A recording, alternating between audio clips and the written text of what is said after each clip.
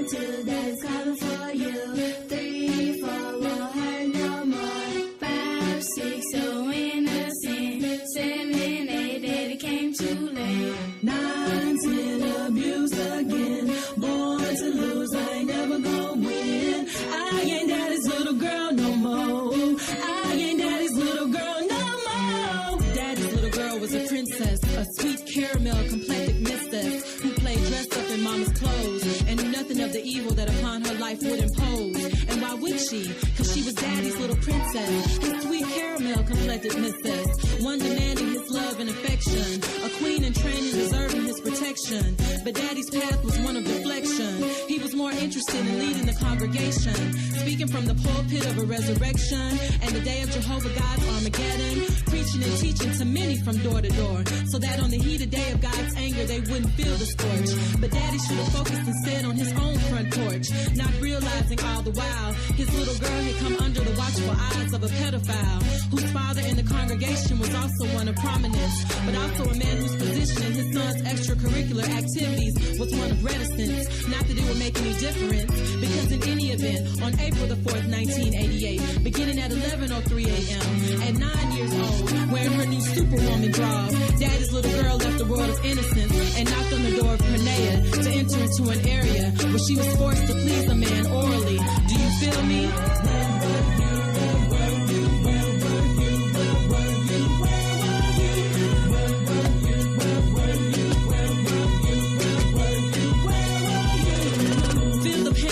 Girl drenched and drowning in the rain of her world as it comes crashing down. Gone the days of not knowing and imagining things serene and sweet, instead being chastised for having the audacity to bleed on the sheets. To tell someone, hell no, she can't be that bold, cause that told her, I'll kill your family first, then kill you before your body turns cold. So baby girl represses it, keeps that shit locked in tight, and tries to reassemble her life, putting back the shattered pieces cause daddy failed to protect his little girl. Instead becomes caught up in himself and the riches of the world, moves his family into a mansion cause he wants his little girl to want for nothing. But if he knew his little girl well, he'd know what she wanted from him was intangible and not for sale. So to get his attention she rebels, becomes a G-queen, anything for daddy to notice, anything to be seen. But rosy colored lenses block daddy's view and keeps his baby girl in shadow, so that gangster life becomes what she knows. Lulled into a false sense of security, daddy's little girl thinks she's found real family, until one of her brothers smothers her with a pillow while daddy's downstairs, perfectly unaware of the act of savagery, as he tears through her hymen, loudly taking any innocence she had left in silence. And from this a child of ebony beauty was born.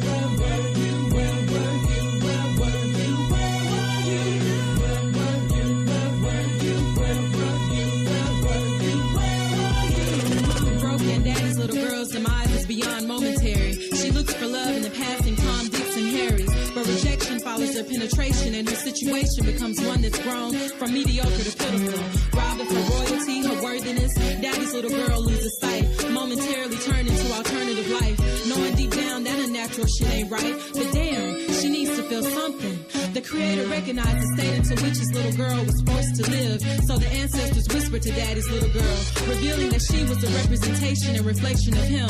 Reintroduced to confidence, she recognizes that she is one of royalty, lays down her burdens of abuse, and like an architect, she reveals herself and is now a woman who commands respect.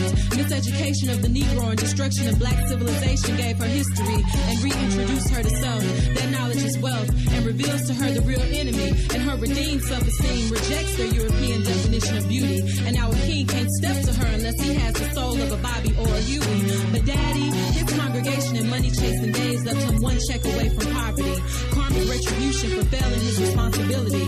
No matter how hard he tries, he finds it hard to look his little girl in the eyes, understanding it's too late to correct his mistakes. But as daddy's little girl, I still love him anyway. I'm still daddy's little princess, his sweet caramel complected mistress.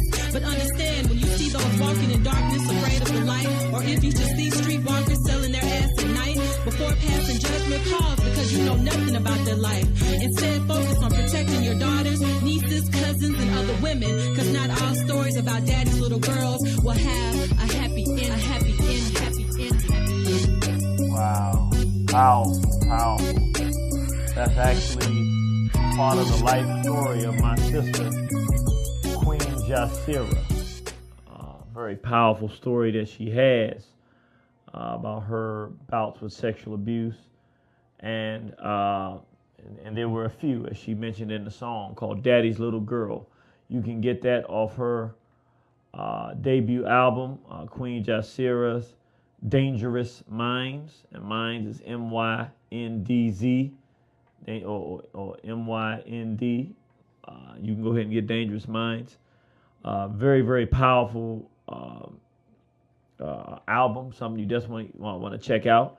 So I want to thank you for tuning in today. We're going to have a fantastic program. It's Monday, July 24th, 2017. And want to go ahead and tell you now, I'm going to go ahead and give out the number, because this is not going to be one today where I'm going to do all of the talking. I'm going to show a few things just to get us on point. But really, if the people don't want to talk about this, I'm not going to carry this one today. I'm not going to just sit here and talk all day. This is a very serious topic that we're going to talk about. We got this monster, R. Kelly, back in the news. So we're going to talk about him today, about what we've heard. I'm going to play what the family said, and we're going to talk about it. And then I want people to call in. So let me tell you the number and what I'm going to do. Normally, we go through and I get to a point and then I take calls. But if you call in today, then I'm going to just go ahead, hit number 1, and let me know you want to talk. And as soon as you call in, I'm going to just go ahead and pull you in. Unless I'm playing a video, in which case I can't see you at the moment. But if I'm not playing the video at any other moment, when you call in, I'm going to go right to you. So the phone number is 641-715-3640. Again, that's 641-715-3640. Participation code 948-656#. That's 948-656#. So I would also suggest for people to watch it on elifemedia.net. elifemedia.net. The link is right there in the Facebook Live. We see a lot of people joining. Thank you for tuning in. This is Chopping It Up with the Genie, because this is going to be a powerful program, and we're going to show some videos and a few pictures that may be of interest for you to see it. But you can always, well, not always, whenever I don't use any clips that are not forbidden, then you can go to elifemedia.net and see the program from the previous week, or you can go to Irritated Genie Speaks page whenever I get a copy of that, and then I'll show you that as well. So now, if you're on elifemedia.net, I'm just going to run through a few of our things we want to let everybody know, and then we're going to start our program. This is Chopping It Up with the Genie. We do it every Monday, 2 to 4 p.m. That's 2 to 4 p.m. We try to be 2 p.m. sharp to get in here and have these dialogues, and it's a different program topic each week. This week we're going to talk about this monster R. Kelly and the amazing responses that we're getting from brothers and sisters who are in support of him. It's been quite challenging for me to look at the Irritated Genie of Southeast or the Ayo Kimathi Facebook page and see how many black men and black women are actually defending this monster, but it is real. So that's every 2 to 4 every Monday. This evening at 6 p.m. we're gonna be right back at it. We got a hot program tonight. The program is Talking Black, Sleeping White, and of course, right here on Facebook Live, we usually don't get started till about 6:20 or 6:30, but by 6:30 sharp, we starting it up and we going. And we're gonna be talking about talking black, sleeping white. This is a real topic for us to discuss. We got a lot of folks out there that's talking this black talk. Shannon Sharp, you see him in the picture right there if you're online, but you see him with his Becky. And if you're going around with Becky, we got to ask the question. And remember, now it's not just Shannon Sharp and not these guys these days. We're going to talk about Shikande Jop and some various others. We're going to have a real discussion tonight. So you're going to really want to discuss this. Tune in tonight, 6:20 or so on Facebook Live. Check us out, Irritated Genie and Southeast page. We're going to be talking about Talking Black, Sleeping White. So that's at 6 o'clock. Also, we want to let you know, 9185 Central Avenue, Capitol Heights, Maryland, 20743. You can come on down here to Everlasting Life right here in Capitol Heights. And you can come down and see Irritated Genie every Monday and Friday, sometime during the week. And also the first Saturday of every month, we have a shopping bazaar down here. Also, we want to let everybody know you can go over to Georgia Avenue every Saturday and Sunday, right across the street from right behind the McDonald's, right down the street from Howard University. We have an open market where you can get anything that you're looking for to get out there. We have incredible amounts of vendors that's out there. Also, if you're a vendor interested in coming on out, then I'm gonna give you the information how to do that next week, and make sure you come on out and check out. It's a very, very exciting time for vendors in Washington D.C. area where we can get together and sell our products. Also, you come down here to Everlasting Life. You have from Tuesday to Friday Malik Fashions, our sister Al Kamar, of course, and every first Saturday of every month we have the shopping bazaar here at Everlasting Life. Come on out. Have a lot of great vendors. You can get everything you want. Irritated Genie will be here, sister Al Kamar. And of course, we always have the Everlasting Life, the fantastic food and produce. This is the place you want to come to get that healthy, delicious food that will keep you alive and not keep you in the grave. Again, if you want to see what we're talking about now, you can go to elifemedia.net. Again, that's elifemedia.net, and you can watch and see what I'm talking about, as well as see myself in it as well. Also, we got the Straight Black Gardening. I'm just going to fast forward right here, but I just want to show you we are right here in the Washington, D.C. area, helping brothers and sisters grow their own gardens. This is just a little bit of a video from one of the ones that we did, and I just want you to see. I want you to see, what we're doing out here with these young people. It's just beautiful. That's right. It's beautiful. That's it. He getting. These are. He like a steel worker right there. He got big humps up. Yeah, the metal shovels you can get a lot. See, you got the young people out here. I mean, we talking 8, 9 years old, building gardens for our brothers and sisters in our community. Oh man! Look at that young brother, man. That was a man load, son. He loaded man load. That was a man load he just put in there. You gotta love it and appreciate it. So we just wanted to show people that. We also want to let people know, starting in September, we have not forgotten you. We're doing our One Horizon Gun Club. We will keep you aware of when we're doing it. We have a gun club in the Straight Black Pride movement in Brooklyn, New York. We also have Straight Black Gardening in D.C., and we have it in Atlanta. Both chapters, Straight Black Pride Movement chapters, and we have in our gun club, we have Straight Black Survival that's doing the work down there, teaching survival and weapons training in Atlanta. So we got Atlanta, D.C. D.C. will be September, and it's already going on in Atlanta and Brooklyn. So we try to get this East Coast on lockdown, move to the Midwest, and ultimately out to the West Coast and take this whole country over, having black people be prepared to defend ourselves. Also, the 3rd annual Straight Black Pride Movement Convention, Saturday, August 19th, Sunday, August 20th, right here at Everlasting Life, both days.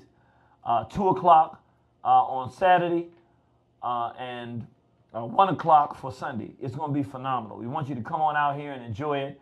We made it free this year because we want to get as many brothers and sisters that's interested in it.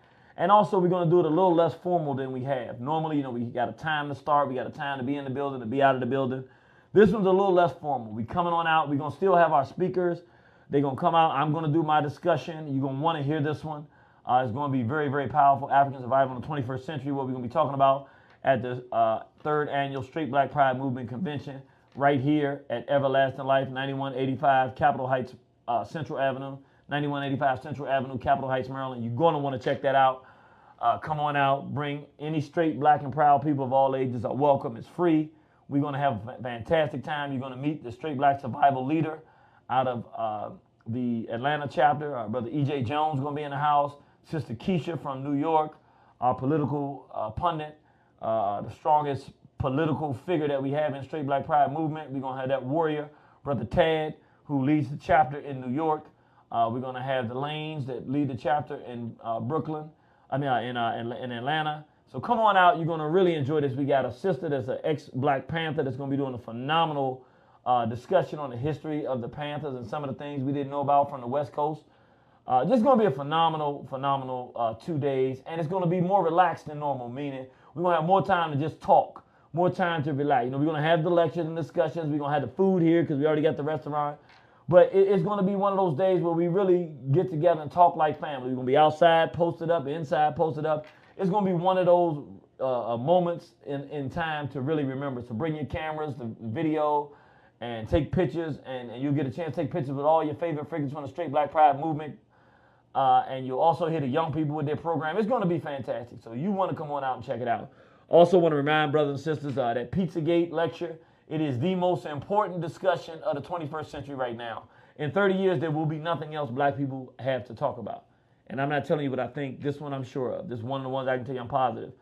What we're facing is very serious, but you got to get that. It talks about the merger between child sex trafficking and the organ trafficking industry. You can go get that at waronthehorizon.com. Again, that's waronthehorizon.com. You can get that Pizzagate amongst many other lecture discussions that we have. So what I'm going to do right now, I'm going to ask everybody, please, because I'm going to play this audio, but, of course, things are better when you can see them and hear them. This is the father of the young lady.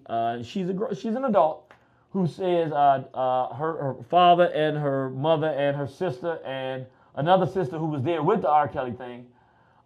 This is the press conference they did to say that R. Kelly is basically running a sex cult where he's basically brainwashed these grown women. They're grown, but they're young ladies in their 20s, early 21, 20, 21, that age, 19, and basically has these young ladies probably between the ages of 18 and 24. That's the ages. But this particular young lady, I think it's 21 or 22, and they have her, and she's saying, oh, no, I'm okay. But the parents are saying she's brainwashed, and you can listen to it for yourself. So go to elifemedia.net so you can see this as well as hear it, or you can stay right here on Facebook Live and listen to it as we listen to the clip, the press conference. Today, for months in, years in, until he released these girls and put them back where they belong. My daughter was off in college at the time, and I haven't seen her since. I want to thank y'all for coming out, and I'm going to let someone else speak. I'm going to let my wife speak, and then I'm also going to let Shantae speak if she wants to. Can you tell us your name first? My name is Timothy Savage. Tim, before you leave the microphone, though, can we ask you, it's a pretty serious charge to say that your daughter's being held against her will.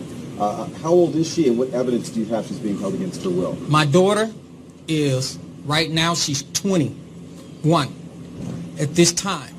I'm going to ask some questions after this. So if you can hold your questions, I'm going to ask a couple questions for people. So allow my family and friends to speak and guests to speak so we can have that honor to share and put this out here, okay? Thank you. This is my wife, Jonjelyn Savage. Spell your name, please. I'm Jonjelyn. It's spelled Jonjelyn. The house that we're standing in front of today is the first time I've been at this location. But through the sources of Cheryl Mack, which was his assistant that gave me information about the guest house. Also, I have pictures of where the house was, inside this house where he resided, where he had rooms set up for like a hotel for the girls to stay in. And he also had a black room where they do different acts, sexual acts in, and then he had the separate rooms, 3 separate rooms, total 4 rooms in his house, which they have it all identical like set up. My daughter's severely brainwashed. She's brainwashed to the point where she says anything that he asks her to say. She's not the same Jocelyn that we knew when we met. I've reached out to Diane Copeland and Alicia Evans, which are the madams that watches over the girls, and they would not give me any information about my daughter. So we just want him to release her and let her go on with her life, because he's affected too many young girls over the years. And I just wanted her home and to try to get her rehabilitated to the Jocelyn that we know and miss. Thank you. Thank you. Please give us your name, please. My name is Asante McGee, Asante. I had an encounter with R. Kelly, and I lived with him at another location that's not far from here.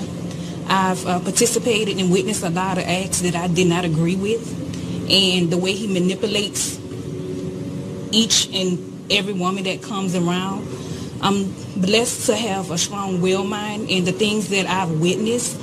I have a 17-year-old daughter myself, and I always thought this to be my daughter. I've been reading the blogs. Everybody's saying that, oh, we're lying. R. Kelly's not this monster. He's not that person. I've always been a fan of R. Kelly from day one. I was always defending him until I got behind closed doors. I've reached out to the Savages as well as Isabel Clary parents because I saw both of their daughters, and I did not like what I was seeing. Again, I felt like if this was my daughter, doing this, I would want somebody to come out to me and help me. So I've been with them and just giving them as much information that I've seen, just living in the house with them. And it just took a whole bunch of encounters that finally I got the willpower to just walk away. So I've been gone since last summer, but I've stayed in contact with them after I left and gave them as much updates that I could give them as far as the conditions that's treated, where you have to ask to be, take a bath, permission to shower, to eat, permission to go from one room to the next.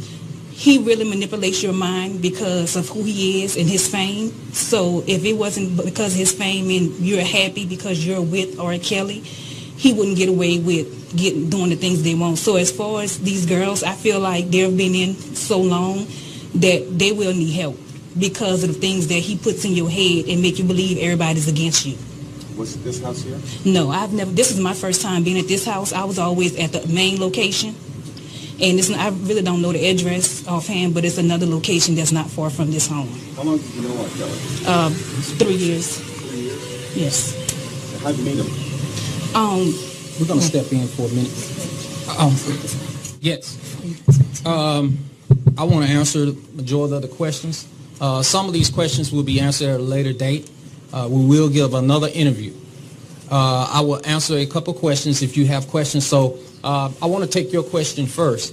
What question do you have, and what would you like for me to answer? You already answered how old your daughter is. She's 21, so she is of age. Again, the charge you make is that she's being held against her will.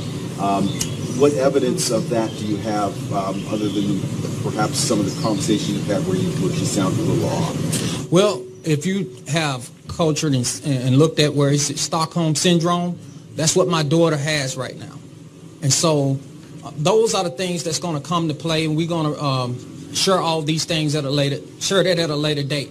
Can I have another question? You're making some pretty serious accusations, though, and it doesn't appear that you have strong evidence to back them up. What evidence do you have? That evidence is going to appear within the next 2 to 3 days. It will appear on another time set. So This is just to actually come out and introduce the people who are making these accusations. We're going to actually bring that to the forefront within the next 2 to 5 days. I promise you that. So are you filing a suit? Another conversation. Hello? Give me one more.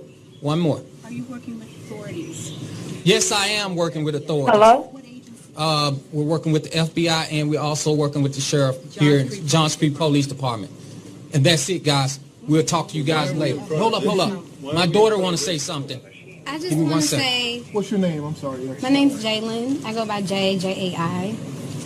I just want to say, Joycelyn, I love you so much. What R. Kelly has done to you, nobody, I don't mean nobody, needs to go through what you've been through and what them other girls been through. I love my sister so much, and I just want to see her how she used to be. When Joycelyn left to go to college, everything changed after that. Everything. And it's all because of this monster, R. Kelly. He needs to get what he deserves, for real. Like, everybody knows that he is a pedophile, a rapist, everything. That's it, guys. Thank you. Thank you. So that's the press conference. And, it's very interesting. Like, I have a brother. There's a brother that just responded on the Facebook, and he said an interesting comment. He said, all I'm saying is if I was an assassin, R. Kelly wouldn't be on the top of my list. And the reason I say that's very interesting is because here we have someone who, hopefully for most of us, the first time that we even, and again, I know that we've been exposed to a lot. Brother Baruti says, when you're swimming in the sea of insanity, you're bound to get wet. So I know that our people have been exposed to a lot. But we're talking about the same individual who, y'all remember, I think, do I have somebody on the line? On the phone line? Yes. Let me do me a favor. I'm going to give you another number to call in, because that's, wait a minute. Oh, you did call in the regular number. I'm sorry. It's supposed to be muting everybody. Give me a moment. What I'm going to do is I'm going to come to you in 2 seconds, all right? Okay. 2184. Stay with me, right? So 1 second. I'm gonna come All to you, participants are muted, and they can unmute themselves. All right. So I'm going to come to my 1 second, my sister. 2184. I'm going to come to you in 1 second. What I want to say, we had a brother say, that R. Kelly wouldn't be his first choice if he was an assassin. What's so sad about that, and I had this debate some years ago, our community does not respond emotionally to someone violating children the way we used to. And I'm hoping for most people, the first time we actually saw or knew that somebody black would urinate on someone, I mean, as some kind of sexual something. I know for me, I had never heard of that. I'm not into this European stuff. Was this gentleman, and it was a, if I'm not mistaken, 14-year-old girl. And the fact that that situation was not dealt with properly, and that he's still out here, clearly a predator. The fact that that exists and someone wants to find any reason to defend them in our community is a real shame. Let me go to 2184 to see what my sister has to say. 2184, you live with us on Chopping It Up with the Genie. How you doing, sister? I'm doing well this morning. How are you? Fantastic, fantastic. What's your name and where you calling from? They call me IW, and I'm calling from New York. Okay, IW. You calling from New York? You calling from Brooklyn? No, I'm close to Harlem. Okay, so we got Harlem in the house. All right, so come talk to me, sister. What's your opinion on this whole thing? I just wanted to address the R. Kelly situation. I really don't know much about it, but we have to also acknowledge that we do have a lot of R. Kellys in our family. And if we're going to put him on blast, we should put a lot of people that practice that in our family, that pedophilia, rapist type thing, like our uncles. It could be people in your family. It's just not R. Kelly. It seems like we just put him on blast because he's a celebrity, but we're not acknowledging that there's people like that in our family. You know, that's very interesting what you say. I'll say, first thing I would say is I agree with your point 100% that R. Kelly is not the only one. What I would say is, and there probably are some people that are only jumping on it because he's a celebrity. But at the same time, I think that a lot of it has to do with, particularly our constituency, the reality of it is if you want to get movement, so if you want people to feel that raping children is wrong and that something should be done with these pedophiles, which are in our families, our brothers, our cousins, our fathers, you are absolutely correct. Then when it comes public that someone of prominence does it, what happens to that individual becomes the precedent for how we feel about it and how we deal with this stuff. So I think that, and this is my opinion, I want you to come back in and give your opinion, but I think we can have both of them at the same time. I think we can have an acknowledgement that this individual is a problem with our community, is a pedophile, and needs to be adequately prevented from ever doing this again, and that same prevention measures that we take to deal with him need to be implemented within our family structure so that we root this pedophilia out of our families as well. What are your thoughts? I agree. Yes. I agree. Everything you said was right. And now let me ask you, and I don't want to ask, anything that you're not comfortable talking about, but in terms of your own family, and I'm not asking you to name names or anything like that, are you aware that that has happened in your family? Yes, my mother is like, she always told us about that in our family. I'm not even going to speak about that. That's something that I'm still trying to get through, the trauma, the abuse that I'm trying to get through within myself. Okay. But, yeah. Okay, so you more than understand and familiar with. This is a thing, and it's one of the reasons we're doing this program, and I'm glad you brought up the point that it's bigger than R. Kelly. The reason we're doing this program is because the reality of it is we talk about this all the time. But the truth of it is we gain the most momentum when it comes out in the public and now people want to hear about it. You understand what I mean? Mm-hmm. And so now it's out in the public, so now it's a good time. Now that people are listening, we want to get that energy going to exactly what you're saying. Hey, we got to root this out of our whole communities. But I want to ask you a question. When the conversation comes up, there is an incredible amount of males and black women who defend R. Kelly. What is your point? What is your position on that, or what is your opinion of that? I definitely agree with you. I'm not defending R. Kelly at all whatsoever. I think that he was 100% wrong. But I definitely agree with you. Actually, I'm a fan of you, and I think that you're very intelligent. I actually was listening to one of your interviews when you were talking about pedophilia and this woman, and it was some crazy stuff on YouTube. But I was listening to it, so I'm a real big fan of you.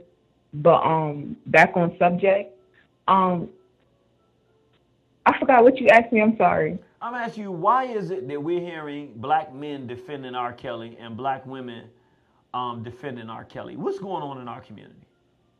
Oh no, it's no defending. I think they just like his music. I mean, when it comes down, it's they need to separate both of them. It's the difference. It's his music they support his music. He's a great talented artist, but at the same time, it's still wrong for him to be doing that to young women. And you understand? I just think that people are standing up for them. You never know what's going on in their personal life. You have to speak inside their mind. They might be sick mentally. And that's what I'm asking you. If a guy is out here, like we got a brother now, he just said, I'd like to remind you that in Africa, a 15-year-old girl is considered a woman, not a girl. Now, without even getting into the back and forth on that, the reality of it is we're not in Africa. So, like, we're in a place where adulthood is 18 years old. And in Africa, there's no provisions for how old you are when you urinate on somebody. So he's leaving that part out. But my point being, it's a defense for R. Kelly. It's a clever defense. It's a defense trying to find a way to lessen the blow of the damage that this individual is doing to many of our daughters. My question would be, I mean, this is just your opinion. You're not talking to him specifically, but these individuals that are doing this, do you think that we have a lot of people who are listening to us who, quite frankly, are pedophiles? Of course. Of course. And do you think some of these people consider themselves conscious or aware? Yeah. So, and the reason I'm asking you that is because you sound like you're somebody who can be quite honest with us. You're not going to bite your tongue. So is it fair to say that it's very possible as we're having these dialogues, and we're talking about white folks and white supremacy, and we have to defend ourselves against police brutality. We got a bunch of people going, yay, yay, yay, yay. But some of those bunch, when it comes to pedophilia, are actually active pedophiles. That's deep. Yes, they probably are. I really don't know more about that. I have experienced abuse when I was younger, definitely. But we didn't play that in our household as far as that type of mentality. It was always happening to us, like as in my mother, it happened to my mom, happened to my sister, happened to, you know what I mean? But not in the house. Things, abuse, trauma of abuse.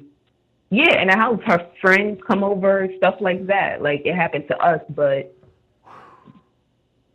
it's all about seeking help. I'm trying to understand. Like, I hope you understand me. I was just calling, you know. No. I really appreciate you calling because it's you really bring some real important things to light. Let me let you wrap up. I got to ask you one last question, and I'll let you go. First of all, thank you for calling. Thank you for being a fan and supporter. What do you think is the first step? Because like right now, we have the R. Kelly situation, and we got a lot of people listening because it is a very popular thing that's going on, and people are talking about it. What do you think is the first step if we're going to go and do something about this crisis? What would you say would be your advice would be the first step in stopping child sexual abuse in the black community? If it happened to me, it's sad to say, I think I heard one of your, from my point of view, and it happened to me, you know, I have experience in this, and it's sad to say this, but it's sad to say this, like, I don't think they should exist, but that's wrong for me to say that. I don't know if, you know, because if you don't kill them, I don't know how it's going to stop. If you have to, I don't know what's going to stop it. I'm not a psychiatrist. I'm not, you understand, a college student. I mean, what I'm just trying to say, I'm not in that type of field because I'm starting to be conscious myself, but at the same time of what I went through as a child and the abuse and trauma. So what can stop it? I mean, punishment, going to jail for life. Well, you understand, if you can't kill them, if you could, I mean, that would be an option, but I don't know if we could do that. And, you know, we're going to lead ourselves in that type of direction. All right. Well, I really appreciate that. That's an excellent point that you make, and I actually agree with both of what you said. Realistically, Oh, I just had a call drop. I was about to go pick up my call. I was just about to pick up my call. The caller, if you just called in and you drop, call right back. Call right back. Again, it's 641-715-3640. Again, that's 641-715-3640, 948-656-pound, 948-656-pound. I was right about to come to you, caller. Please call in, brothers and sisters, because this is a program we want to hear your opinions. I agree with you. I don't know how realistic it is. I guess in the short run, life imprisonment or much longer, severe prison sentences is an option. But I really like what you said in the beginning. We have to have some form of community policing that's going to be able to take care of the situation. And I think that would be really, if we start taking care of the situation, that would be more effective. So I want to thank you for your call, and I want to advise you or encourage you to call back again sometime, all right? Okay, thank you. All right, what I'm going to do now, my brothers and sisters, I'm going to play a brief video, so I want you to, if you can, call in, tune in to, watch elifemedia.net so you can watch and view this and actually see what I'm showing you. But this is something we did back, and I'm going to come back to my brother because he made a good point. He's saying, that he's saying some things that we need to nail out in terms of ages, and I think that's a good part of the conversation for us to have because I don't think that we have done that. So what I'm going to do is I'm going to go real quickly to a clip that we did back in 2007 when we were really talking about this R. Kelly situation and how it played into the larger situation that was going on in our community, and the fact that we really need to take some steps to do something about sexual abuse in the black community. We'll be right back right after this, brother. And I'm going to end right here because I like to end in an optimistic fashion, but I'm not going to do that this time. I'm going to be real. Right now is a race of people, and I hate to say this more than anything in the world, but I'm going to be honest with you. The fact that we got a pedophile who we watched sexually abuse our child says this is the condition we're in. We still, as a race of people, black enough that our skin is black. But the insides are so corrupt and damaged that if our ancestors saw us today, they would be in great deal of despair. That is the condition we're in. We must decide that we're going to get healthy and turn our condition around, or else this is really the end. And it's a metaphor, but it's real. This is a Negro. We know something happened to him. There's no vestige of blackness in him. Not even his skin. Nothing in his soul that says there was ever an African there. Nothing about his person that said he has anything to do with Men Kibarata Hootie Mays, with Nzinga of Ndongo, Dessalines. That's right. What about the great? What about Imhotep? The father, he has nothing in his person and character says that he has anything to do with the Kendake. Yeah. Nothing says he has anything to do with Calidoso's King of Mercuria. Nobody of greatness. Garvey and Elijah. No. This says that we are absolutely dead. And if we allow the continuation of the sexual abuse of our children, brothers and sisters, then for all intents and purposes, we might as well declare ourselves a dead race. I say that the healthy people, the ones that are here, and those who are listening beyond my voice, we're going to get up, we're going to stand up, and we're going to fight like hell with those that fight with us. Our God commands growth and prosperity to African people. Peace to all God's beings, and death to all enemies of God. Let's save our children. And I will not have peace until you no longer breathe. Papa never lived with me, never cut my hair, never even talked to me. Papa wasn't there. I'm a ghetto child and I'm running wild. Halfway homes and juvenile, trouble prone cause he set the tone. My Noga Pepper was a rolling stone. I've learned to accept the fact that I'm a bastard. My father forced to leave, there was no reprieve for my lifestyle, it's a hazard. With my discipline gone, my mother's adapting to her new alternative lifestyle, so she's never at home, I'm here all alone with no one here to watch me. Looking for something to break the monotony, the feelings of loneliness and guilt being eaten away by maggots, it tends to rot me. The analogy of divorce and its cause, the choice allows us no recourse for the resource of discipline and the lack of. It allows us the time to play with guns and have girl fun, to run away with merchandise, cause gang life seems so nice. But I'm growing up now and into y'all's lives I stare, developing underarm and pubic hair. I swear, Dad, I hate you. Where were you when I needed you? I could have used a phone call too. Damn the child support. I never saw it. I tried to draw up your face, but my memory had erased your place in my life. Gone before the years were thrice. You wouldn't even know I like rice and biscuits. No matter how many I'm sorry, you won't be able to fix it when I'm grown. And as I grow up, all I ever feel is anger. Cause growing up without you, you put my life in danger. And Mom, I hate you too. You didn't think I knew that you like men and women too. Niggas up to is who you used to screw. Made me feel like a fool when they get back to school. And oh, it used to kill me when you brought all those men home. See, I lost all respect. The screams, the moans, the hickeys on your neck now. Where are they when you got all these bills to pay? And when I needed a role model, all they had to say was nothing. Only concern was stuffing your ass and your mouth. I couldn't count the times I seen you on the couch. I see you as a slut. Now that I know what's up for the rest of my life, women will always be bitches and whores, and I'll never make one my wife because of what came in and out these doors. But can you see the anger and the frustration that falls on such small shoulders? Makes me glad I told you that being a father that doesn't bother or mind the loss of time with his kids forfeits the right to manhood. It's understood that his presence makes things like they should be. A woman can teach him a lot of things, but she can never teach him how to be me, a man. So brothers, teach your boys to be men, to be men, to be men, to be men, to be men. Papa never was around for me. Me and my mama lived alone. Papa never gave a damn about me. Nothing but trouble in my home. Mama's working, children hurting. Attention's missing, cause Papa's missing. Trouble prone, cause he set the tone. My local baby was a rolling stone now. I'm crying out. All right, brothers and sisters. So we back live right here. That's Brothers Keeper, of course, the song Bastard. Powerful.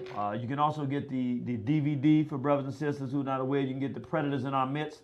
That's a DVD we suggest for everybody to get because it's very powerful and it's something that really helps to gain a better understanding of what our people are going through and what our people are facing. Like the sister was just talking about, the pain that she's faced and what she's gone through as well. So we're going to get back into this conversation here. One of the things I wanted to talk about, I think it's important, is because the brother did mention a point there. He's saying he's not defending R. Kelly per se, but he was saying it's something that we have to discuss in terms of the age. And I do have to say this. You know what? Let me do this. I got another call. So when I come back, don't let me forget, brother, since I want to talk about the age because that's important. But let me go to West Side because I got to get my West Side in the house. West Side? Peace and blessings, Brother Genie. How you Peace doing, to you. This is a great program. Yes, sir. Thank you. Talk to me, brother. Yes, sir. Yes, sir. I've been listening to this R. Kelly situation for the past few days, and we all know that he's a monster and everything like that. And I never really was feeling the dude like that, even while I was a youngster. You know what I mean? I was never really was feeling him, but a lot of people was. And you know, when he was with Leah, you know, this guy was his mid-20s at the time, and Leah was like 14 or 15 or something like that. You know, my mind, I automatically knew that was wrong. So that right there should have told you that this was a no-good predator right there. Then years later, you know, you're hearing him pissing on the young girl on the film and everything.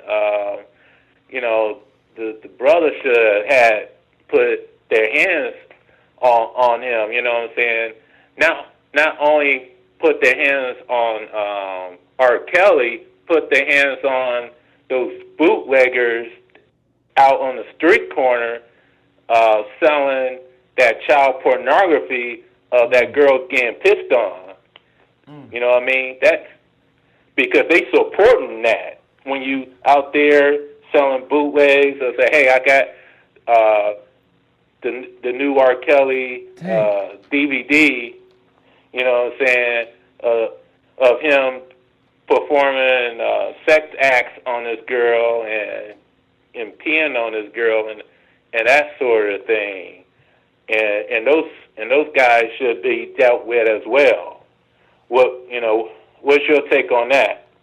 You know, I'm glad you said that. And I'll say, because I know some people are thinking like this, because I thought this when I first thought about it, but you have an excellent point, because the reality of it is, and then for me, that was the only time I'm not into no child pornography, so I've never seen child pornography. Well, I mean, if you consider South Park and all of that type of stuff, everything is child pornography now. But in terms of an actual real person, I never seen it. But I will say this.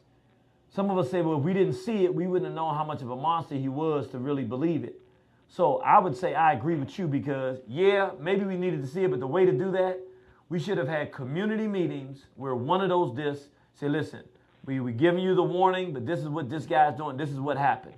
So that it's not being sold and marketed as something for people to purchase and enjoy. It's something that the whole community has to sit down and watch and say, we got to do something about this. And if it had been done that way, I think it would have been a benefit for us to see it, because everybody would have been on the same accord. Father saying this stuff is going on and it can happen to my daughter. Mother saying, oh my God, everybody being forced to take responsibility.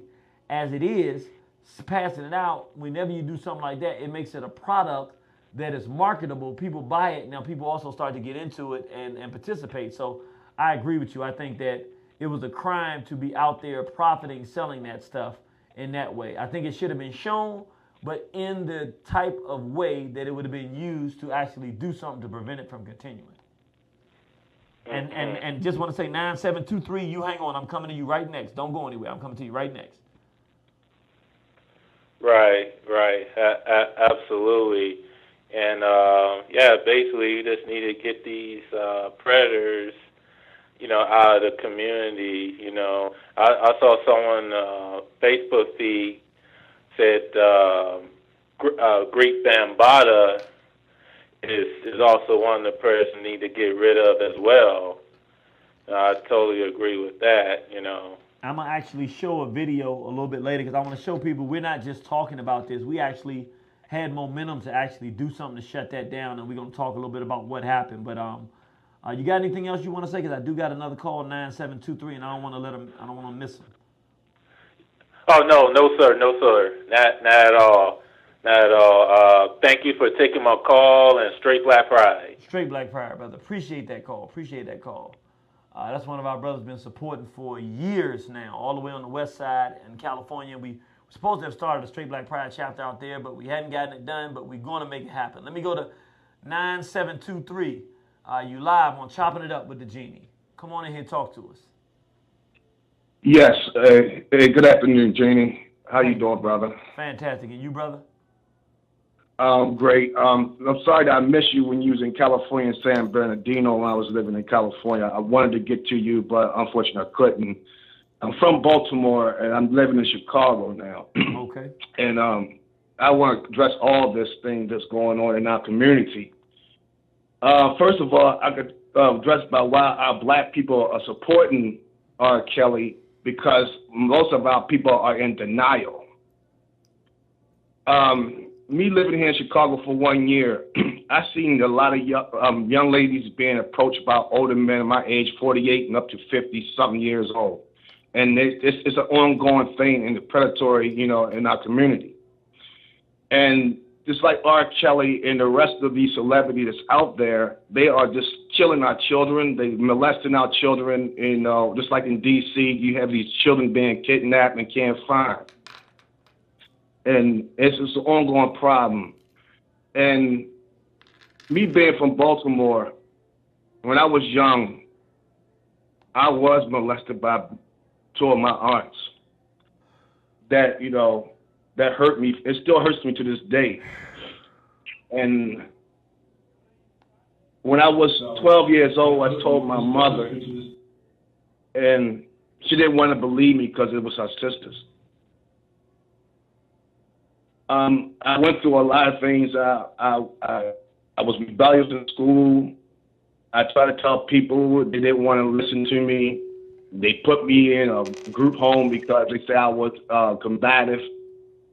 But the thing is that our people are totally in denial of what happens to their children. And we need to start protecting children. I have an 18-year-old daughter now. She's leaving Maryland to go to school in Florida. And I was going to come back to Baltimore to protect her because I thought she was going to school in Baltimore. And knowing that there's a lot of predators and rapists in Baltimore, I wouldn't be there to protect her.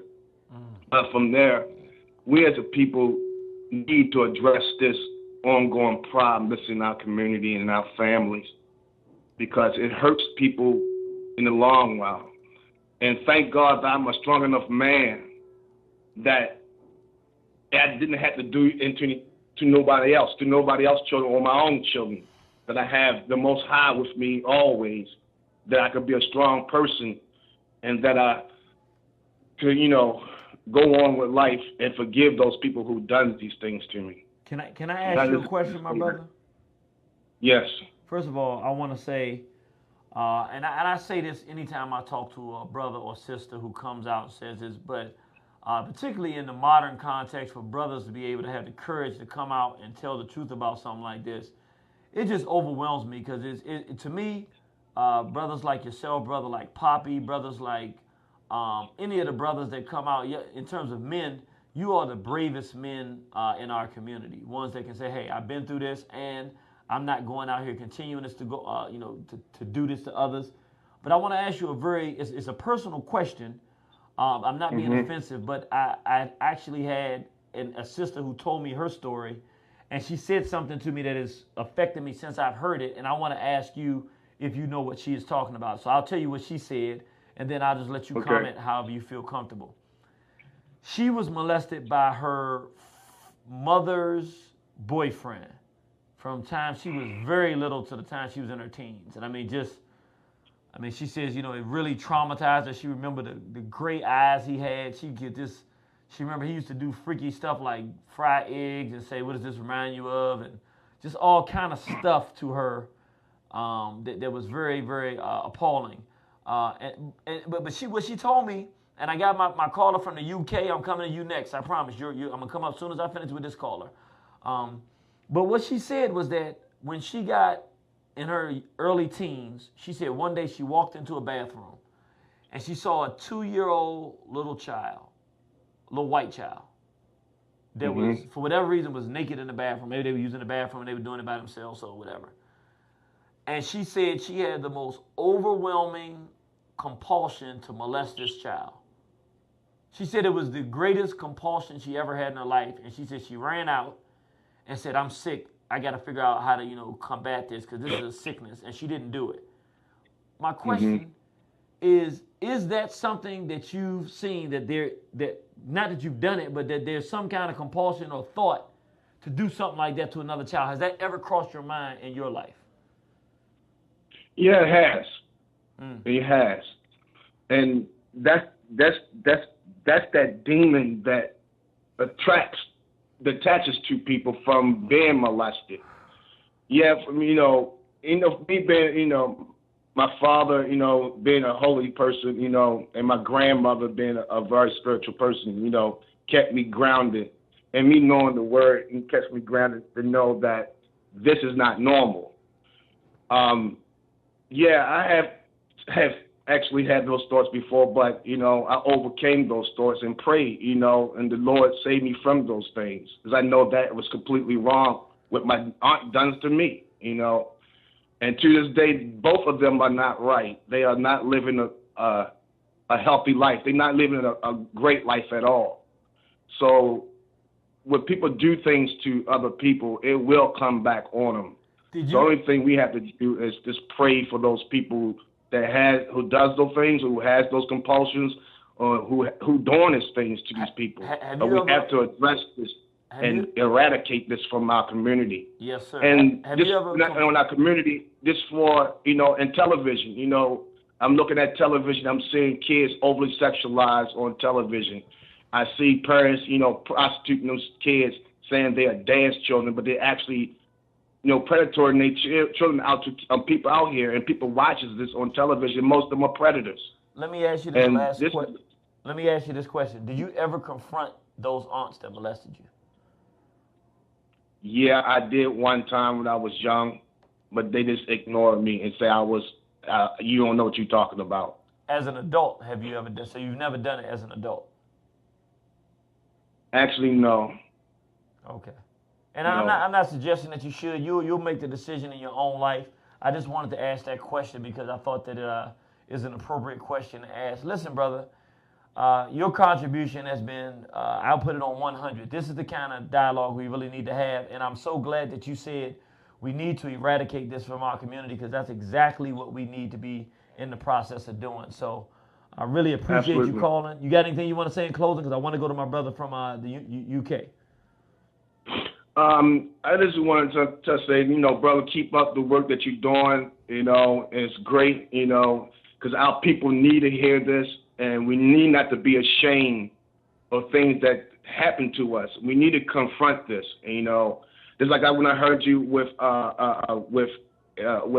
Umar, he talking about, he has to, you have to get the mindset of the people, but the people who's out there who's way beyond redemption or way beyond, saying that you got to heal them. Those people are gone. So we have to get rid of those people.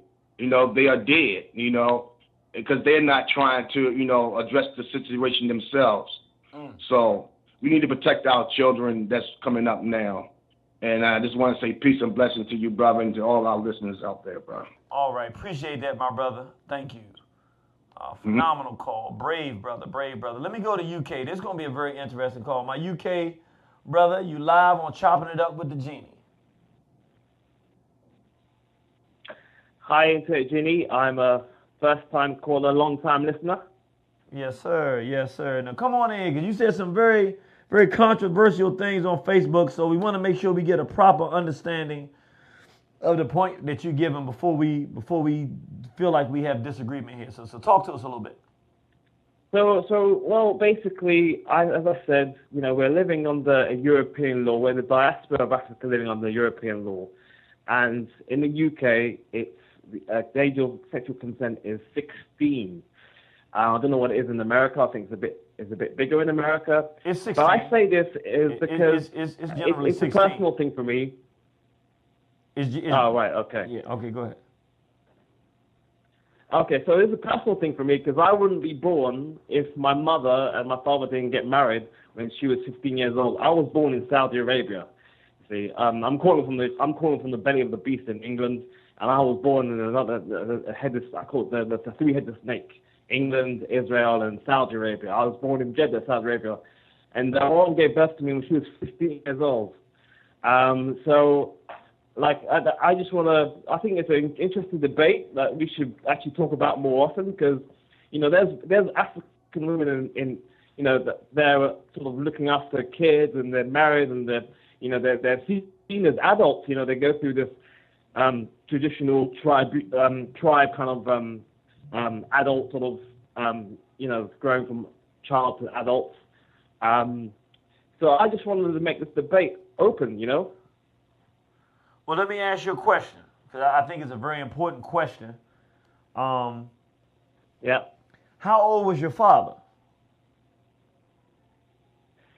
My father passed away. I didn't actually know how old he was, but he was considerably older than my mom.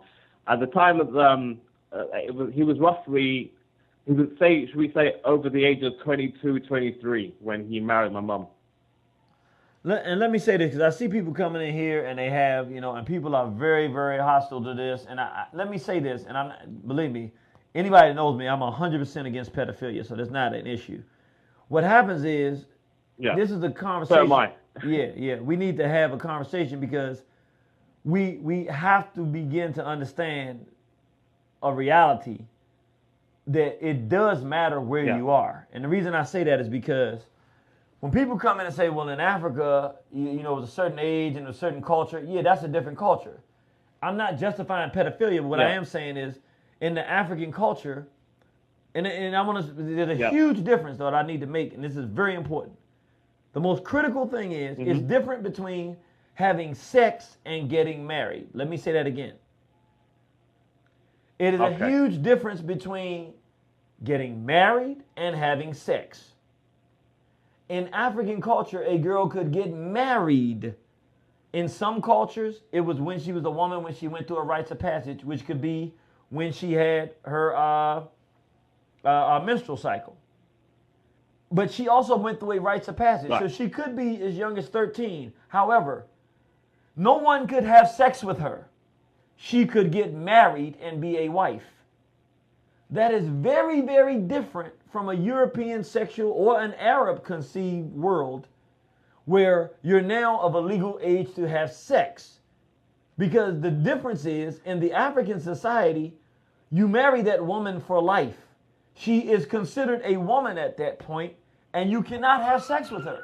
You have to marry her, provide her a home. Actually, I agree. So it's very, very different. And I'm not saying that we should do that now. What I'm saying is we should not be comparing African culture to folks going around molesting and having sex with little girls that are underage and talking about what happened in Africa. They're totally different. Go ahead, my brother.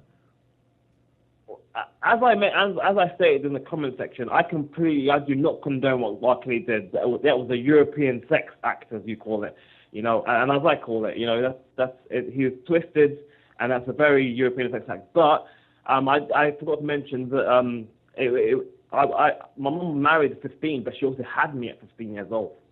So she loved my father, even though he was older than her. She loved him to do that, And my father is passed away now, but the way I think of it is, my dad was living in a society where you don't just marry one woman, you marry multiple women. He didn't marry multiple women, but he had affair outside the marriage, and that was because of the fact that when you roam, you do as the Romans, and he's been brainwashed, and I hope God has mercy on his soul. But he was brainwashed by those Arabs who have multiple wives and use women as slaves, which I completely am against. But I'm just saying what I'm saying here. I know what R. Kelly is. Let's get R. Kelly out of the situation. Say for a 20-year-old man fell in love with a 15-year-old woman. What would you say about that? And what I'll say is a couple things. First of all, we have to discuss what society we are in.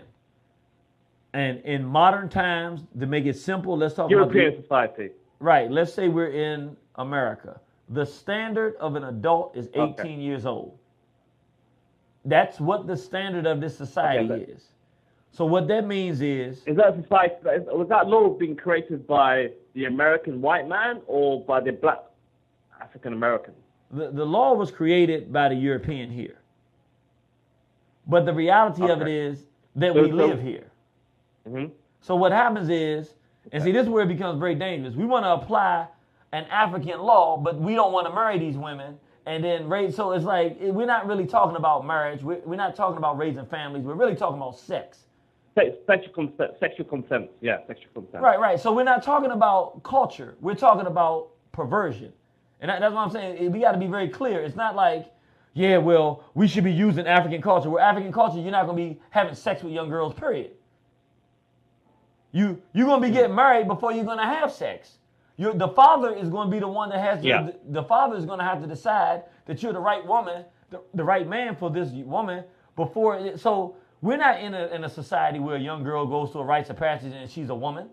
So we're not, and I'm not saying you mean to do this, but I'm saying it's disingenuous for us to start trying to use African standards. We got to look. We got people with American names, dating white girls, doing everything that they want to do, smoking dope and all of this kind of stuff. They couldn't tell you one country in Africa. Ain't never been to Africa. And if you called them an African, they would get upset with you. Yeah. But then all of a sudden, when we have a discussion with somebody molesting little girls, all of a sudden we talk about, well, who makes the laws? Well, I mean, come on now. We're living in America, or we living in England. Yeah. There's standards. Yeah. And even when we're talking about sexual consent, we still are playing with these girls. So we shouldn't, if you're saying 20 and 15, it's not appropriate. Why are you 20 years old in American society playing with a 15-year-old? I know if you put your hand... I agree. You know, and I mean, my sometimes daughter... you look, I don't know how it is. Sorry. I'm looking at it from the fact, if my daughter's 15 years, if my son is 20, and he's going after 15-year-old, I'm going to beat him mercilessly. I'm not even going to talk to him. He couldn't do that. I wouldn't even raise a son like that. And God forbid some 20-year-old come trying to mess with my 15-year-old daughter. We have a problem. Go ahead, brother. Yeah, well, what if? This is the problem. some of these girls we see, especially in London, and I don't know how it is in Washington, but they dress to act older than what they are, and they dress and they put the makeup to act older than what they are. I don't know much about the R. Kelly case. I think you know more about me, but I mean, to be honest, I'm not a big fan of R. Kelly. I mean, I like some of his songs, but not all of them. But the only time I heard about this wasn't even on the news. It didn't even come into the news in this country. I heard about this on the Boondocks, the cartoon. I'm not going to condone the Boondocks either, but that's the first time I heard of it. The season 1 Boondocks, episode 3 or 4.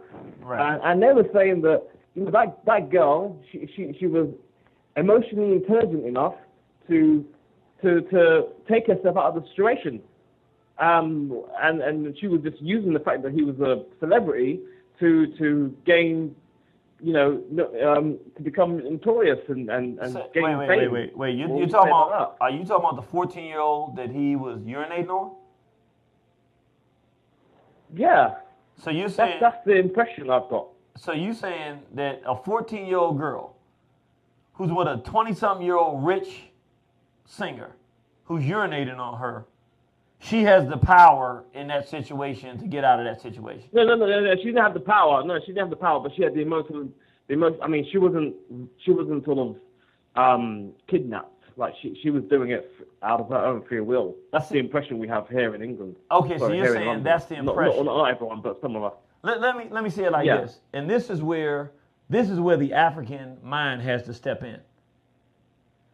Once you see that a 20-something-year-old male is urinating on a child, even if it's a teenage child at 14, the fact that somebody can convince you that 14-year-old has the capacity to allow somebody to urinate on them, that's an adult, that means that you got some issues you got to deal with yourself, brother. And I'm not talking about just you, everybody. The fact that somebody can give you that impression means that you're not right to begin with. And I'm not picking on you, but I'm saying, I'll be honest. That means that...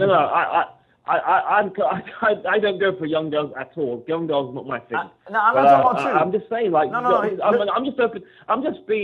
just open to debate, Right. But I'm giving you my side of the debate. Hear what I'm saying? It's not personal. I'm saying anybody that can twist their mind to make it sound in their own mind that a 14-year-old can consent to a 23 or 24-year-old urinating on them as part of a sexual... It wasn't me that made this... Sorry, Irritated Genie. Sorry, I didn't think of it like that. I watched the cartoon that was created in America that gave a very popular cartoon that gave the impression that this girl could think for herself.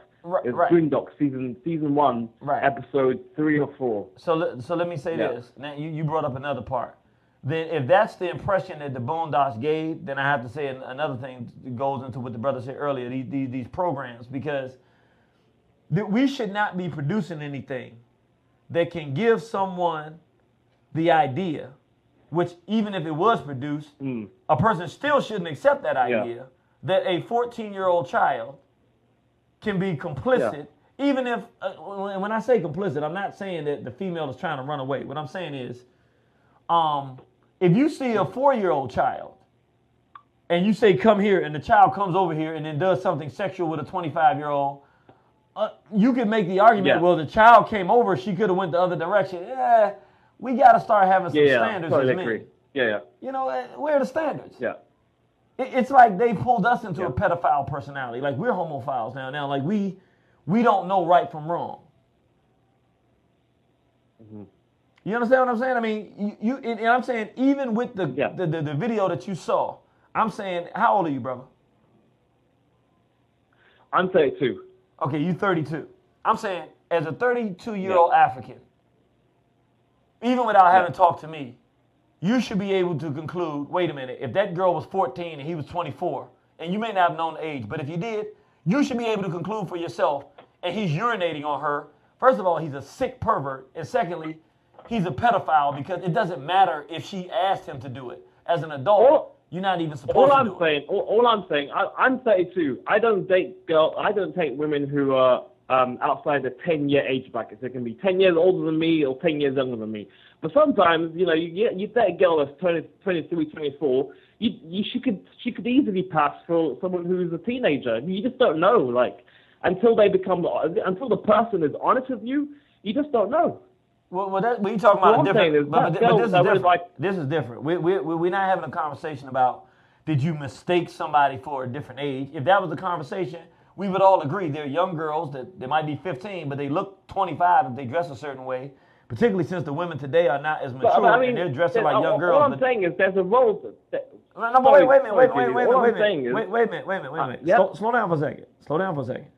What I'm saying is that's not the issue, so I don't even know why you're bringing it up. It'd be different if, listen, hear what I'm saying. If we were talking about a young girl who was 15 but said that she was 23 and looked 23, then that's a real conversation because a person can make a mistake. This is not a mistake. He knew how old she was, so I don't understand where this is coming from. Okay, so she told R. Kelly that she was 40 years old? R. Kelly goes to the junior high schools or went to the junior high schools and the high schools to find young girls. So he didn't have to tell her. That's what he went looking for back then. Ah, right. Sorry, I missed that point. I didn't miss that part out. Sorry, I completely missed that part. I was blame it for being an outsider who lives in the UK, but I didn't know he actually went to the school and sort of found this girl. I didn't know that at all.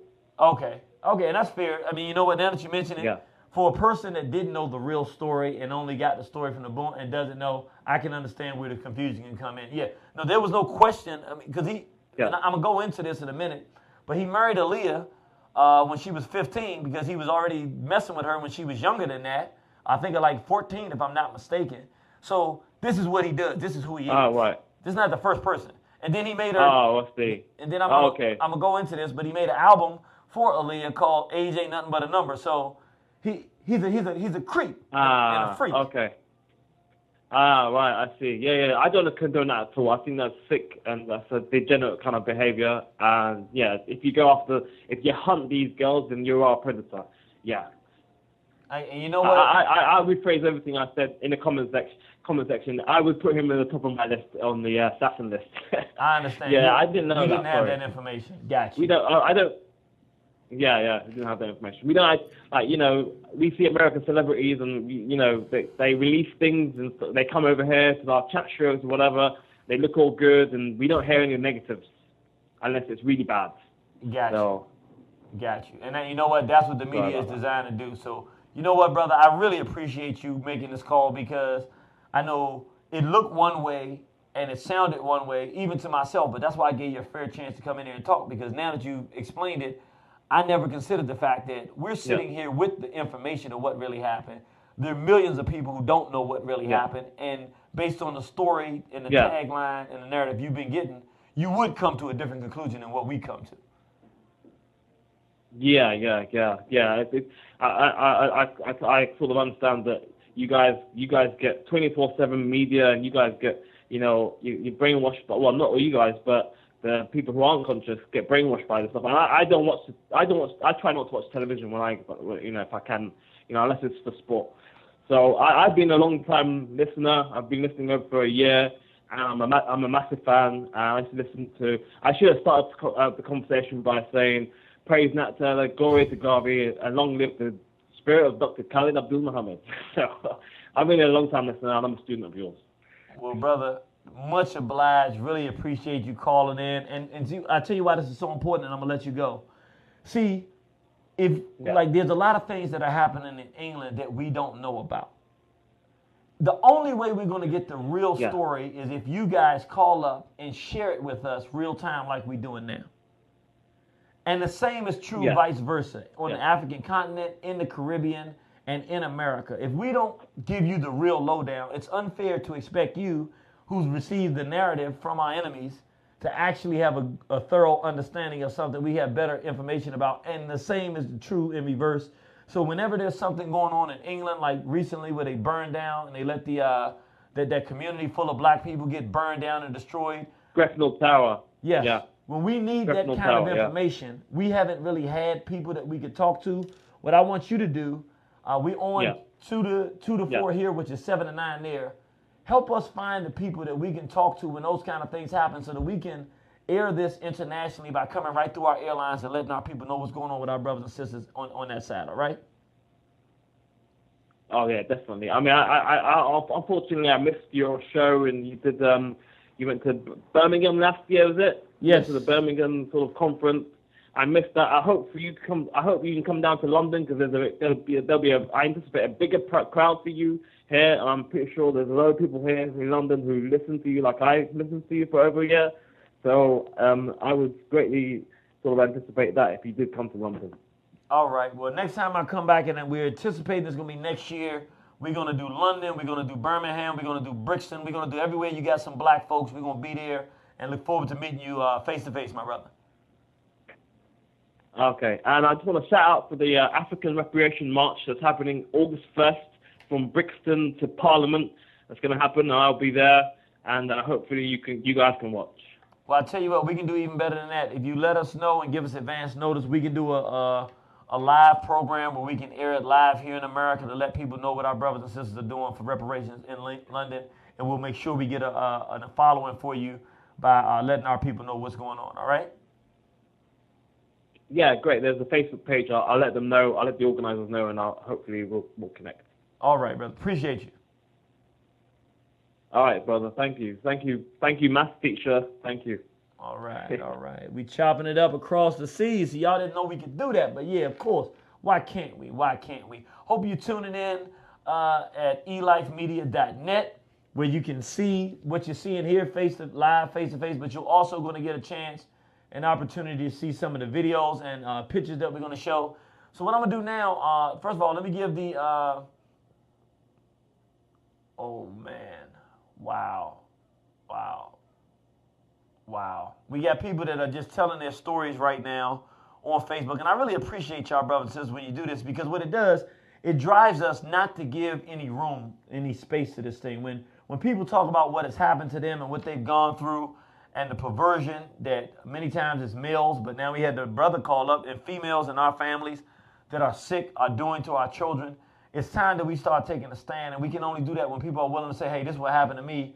And we hear the vile nature of what's going on, and we stop trying to romanticize this thing and Africanize pedophilia and get real with it. This is sick perversion, and we got to do something to stop it. So with that said, I'm going to go to a couple of things. First, I'm going to show a brief clip of, I think I just showed the clip of what we did in 2007. We talked about the R. Kelly situation. And we were talking about this pedophilia being a major crisis. Now what I'm going to do is I'm going to go show a few more things that I think are very important for people, because we need to revisit the whole R. Kelly discussion now that the brothers called, so that anybody who's watching internationally, you get a better perspective of why this is such an issue. Now, can I say that he's actually having a cult where he's holding these young ladies hostage and doing this stuff? No. What I can say is, remember that sister that was there that said she was in her, well, she didn't say how old she was, but she had a 17-year-old daughter herself. And she said she had experienced these things and she had seen what was happening. So we're now not just hearing from the father and the mother. We're hearing from someone who said they were there with R. Kelly while he was doing this stuff. And I think that it's a shame that we negate that reality and leave that sister out of the equation when people are saying this is a false story. We don't know. Maybe it is being done for money. We don't know. What we do know is that he's a pervert, and this is the kind of thing he would do and has done. And we also know that if he wasn't doing it, then the easiest thing to do is say, well, look, here's the sister. Here's your daughter. She's going to come visit you at home. She's going to stay there for 2 weeks. You'll see that everything is okay, and she can come back home. Matter of fact, all the young ladies, you say, look, I'm working with them, but we'll take a break. I'm going to pay for y'all to go home, be with your family so they can see everything is okay. And once everything is okay, y'all come on back. Why isn't he doing that? That's pretty simple, isn't it? But without any further ado, let me just say, anybody out there, we encourage everybody to get predators in our midst. Either if you've been sexually abused, you know someone who's been sexually abused, which all of us know someone who's been sexually abused, whether we know it or not. This is the critical information that we did, a piece we put together, one of my prized works that I've been involved in my life, because I know the pain that people have gone through, and it helps people heal from it. And it also helps people know how bad the problem is so that we can protect our children. Also, I want to just go through so people can understand. If you're watching on elifemedia.net right now, you can see it. let's just go through a few things to just recap why this guy is such a problem. Number one, he married Aaliyah at 15 years of age when he was dealing with her at a younger age. I think he started dealing with her when she was like 14. So here you have a straight up pedophile. At that time, he was in his early 20s, maybe 23, 24, something of that nature. And he marries a 15-year-old, which I think at the time, I don't even know if it was, I think he had to go somewhere to where it was legal in order to even do that. So that's one thing. Number two, he names her album Age Ain't Nothing But a Number. And if you look closely at the album, I want you to just see how sick this guy is. He's not an average pervert. Look at him huddled up in the corner, staring at this young girl like the pedophile that he is. In the blurred corner, staring at the young girl. Age ain't nothing but a number. Coming from a pedophile, we should be able to see this is a serious message and what that message is. Number three, he was caught urinating on a 14, I think she was 14-year-old at that time. We're going to say 14-year-old. If she was 15, she was 15, but she was underage. I mean, you're not supposed to urinate on nobody. There's no age that is correct to urinate on somebody. But at any rate, the main issue, if people are doing whatever they're doing, they're adults, then, I mean, I guess you can't really, you're not supposed to be in people's bedrooms anyway, so you don't know what they're doing. But, wow, I'm just looking at some of the stories that are on here. Wow. So there's some real serious stories of the stuff that's going on. This urinating on a black girl in this video that we saw. So at this point, there's no excuse. Someone's saying the girl was 13. We know she was between 13 and 15. We're not exactly sure what the age is, but it was either 13, 14, or 15. I know we know that. So we know that he's not just dealing with younger women, and maybe you could start saying, well, maybe she lied and said she was 16 or because when you start talking about people urinating on young, now you're talking about a predator that takes advantage and is exercising his creepy sexual debauchery on children. Again, we're not talking about the fact that he's involved in sexual backwardness because to some degree, the reality of it is that's become normal in the black community, just sexual backwardness because we've been exposed to Europeanism and pornography and whatever. But he's doing it with a child. But then number four, and these things, they matter because we know he's a pedophile now. Once we see him doing what he did to the child, now there's no question that he's a pedophile. Now everything that he's doing means something. So now age ain't nothing but a number. It actually means something because we now know that this is what he does.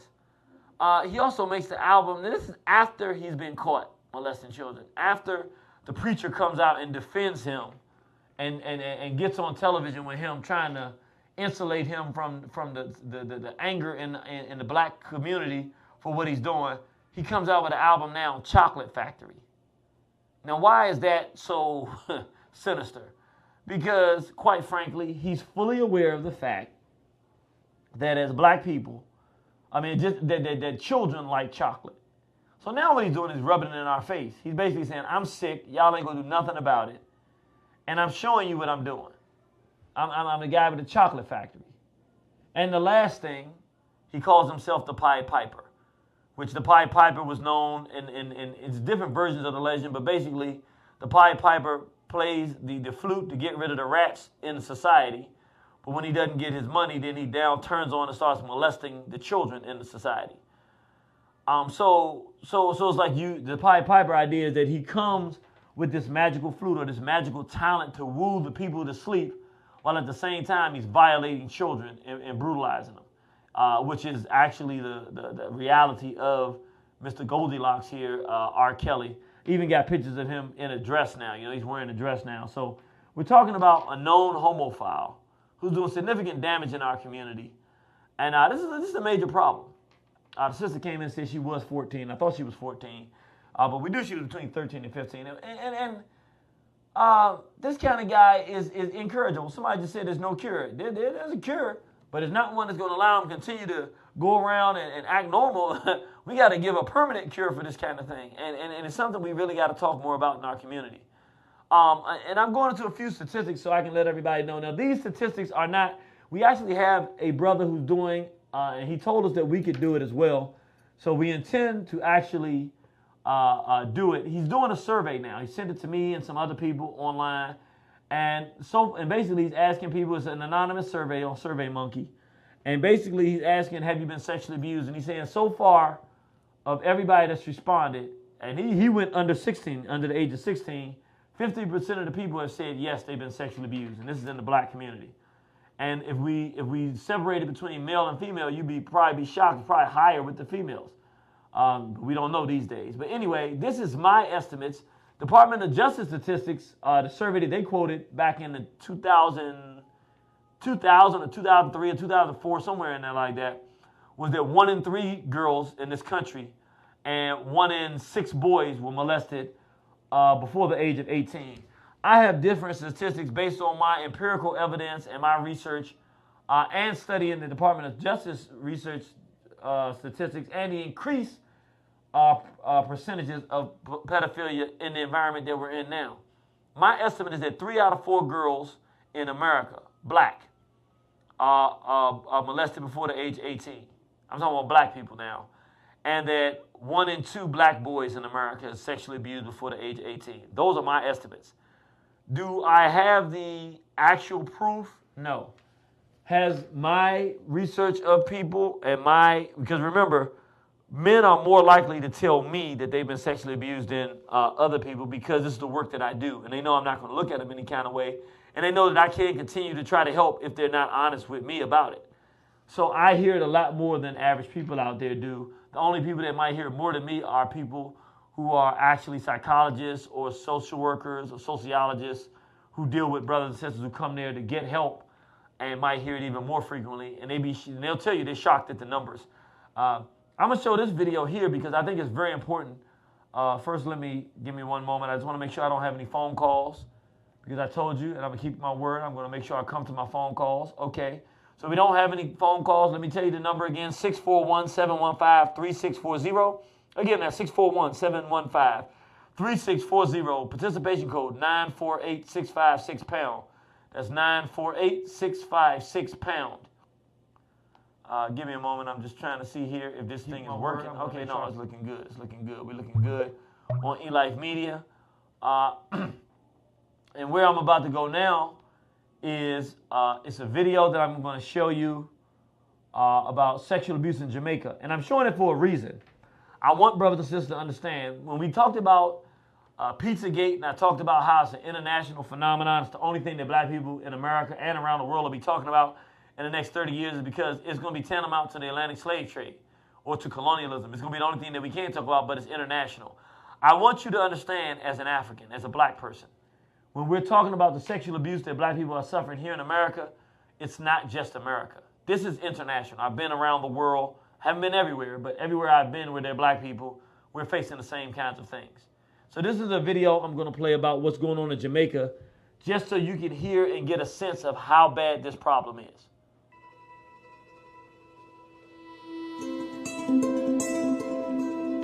I just stopped fighting. Not because I didn't want this. This was my first sexual experience, so this is how I lost my first. And I remember it being the most painful experience of my life. I remember it clearly. I remember this person just treating me as if I was garbage, like I was an animal. And he had his time. He had the time of his life. I was just 5, 6 years old when it happened, but I remember everything. I remember the smell of it. I remember one time I was sleeping and I can remember something being forced up inside of me.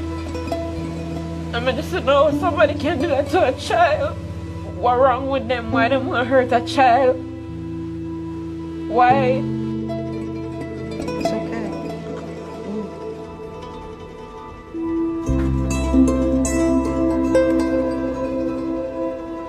You gotta be careful because you don't want to start a conflict between you and them. And the you will try to be, so end up in a war.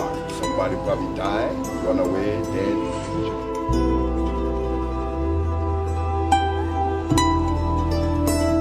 We still do it the old-fashioned way, where the child goes into the witness box and the prisoner is in the dock in the same courtroom and the child has to give that testimony. And it's not just the responsibility of government. Break the silence. Break the silence. Break the silence. It's a good PR move. How do I break the silence? What are the resources that are there after I've broken the silence? What happens to a predator after I've broken the silence? How am I protected from retribution? All right, brothers and sisters, so we back live and direct right here in studio. So you see there, we're talking and we're listening, the sisters in Jamaica are talking about what's going on. And you know, I need people to vote online because this is a very interesting thing. I was going to show, because I thought, you know, we got about 20 minutes left. I was going to show the video because I wanted to talk to people about what we were doing on the ground. Here you see Captain Zariak of the ISUPK, Hebrew Israelite Nation. Here you see Brother Poppy, who came out and told his story along with Brother Ronald Savage about being sexually abused in the black, by Bambata, who was the head of the Zulu Nation, and talked about the pedophilia that's going on in the Zulu Nation and been going on for decades now. Really, the birth of hip-hop was born through pedophilia, through the Zulu Nation to some degree. And it's something that we hadn't talked about. And now you have people who were victims coming out, telling the truth, saying what's happening. And we really got a ground movement going. And it was really helped by the fact that Brother Poppy is a warrior who talked about the fact he was in and out of prison for any number of times, supporting the Zulu Nation and things that were going on there as a victim of sexual abuse who hadn't really processed what had happened to him as a child. And now as an adult, he's like he couldn't hold it anymore, and he brought it out. And now, you know, he's alienated everybody that was his friends or he considered a friend in life, doing certain aspects of his life. And so, you know, he's dealing with some real serious realities of what he's dealing with. And we got together to support him and Ronald Savage and the destruction of the pedophilic aspect of the Zulu Nation and to really start a movement to get on the ground to stop pedophilia. So I was going to show this video. I think I'm going to show it. Let me see how long it is. Look, I ain't got nothing. I got nothing. Let me see. It's 8 minutes. I'm going to show it. Because I was thinking, people are talking about the debate that we had, Brother Dr. Umar Johnson and myself, about what should be handled with pedophiles, how they should be handled and dealt with. And I'm really thinking now it would be a good way to end the program. So you know what I'm going to do? I'm going to play this 8-minute clip, and I'm going to show maybe one more clip. And then I'm going to end the program. I'm going to go find it on YouTube. And because it's not a thing of, and I don't want anybody to take it as if we're against each other. The brother is the only other person out there that is speaking against homophilia in our community. So I don't think anybody should take it that way. We had a disagreement, and it was a strong disagreement. And it was based in the fact that, I think that it's based in the fact that he's a healer, and that's what he does for a living. He helps people, and he believes that he can help people. And, you know, as someone whose job is different, my job is to protect the black community and save the black race in the 21st century, prepare us for survival. I'm looking to cut out the cancers. And that's, you know, I don't apologize for that. That's the way that's who I am. And so we come from different perspectives, and I think both perspectives have some validity to them. But to a large degree, I'm very firm in this particular stance that I take. But it's a very good dialogue because you can see two different sides of this issue, and the fact that we both disagree with pedophilia, and that but we had disagreements in that. So I'm going to play this because I want people to see when people say, "Well, y'all talk about stopping pedophilia, but ain't nobody doing nothing." I want to be very clear. The Straight Black Pride Movement, Warner Horizon, the Hebrew Israelites, ISUPK, the Moors in New York, some of them, and many other groups on the ground in New York City. We had Brother Doggy Diamonds was there. The Straight Black Pride Movement was there. Again, we say the Moor. We had a number of different factions that had come together and said, hey, we're going to do something about this stuff.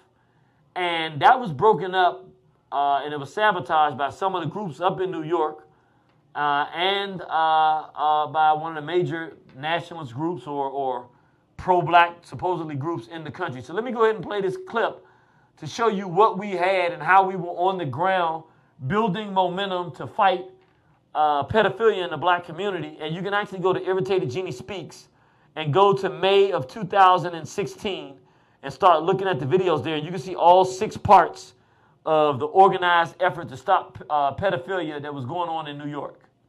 So let me go ahead and play this video. Look, I ain't got nothing to hide. My two girl cousins fondled me when I was young, but I'm telling you right now, I had to understand this. And when we came to Boost and we started talking to each other about it, come to find out some of my family members, male members, fondled them and molested them. So it starts cycling. And forgive me if we have any profanity, brothers and sisters. I haven't checked the clip. Khalid was here, he would talk about breaking this goddamn cycle. The Hebrews, we gotta break this goddamn cycle. I don't care what organization you're a part of, we gotta come together and break the cycle and heal the community. And if they can't be healed, either we lock them up or put them in the ground. Somewhere at some point, everybody gotta take a stand. Right. You don't cover up for pedophiles. So y'all willing to go that far to free Bam? For what? So he could go back to Brazil and get locked up again for playing with another little boy? This is just recent shit. So it's okay for Bam to play with as many little boys as he wants to. Not on my watch, I'd rather die. And one thing I will say, I expected to see some of y'all out here. I'm not running. I ain't going nowhere. It is what it is.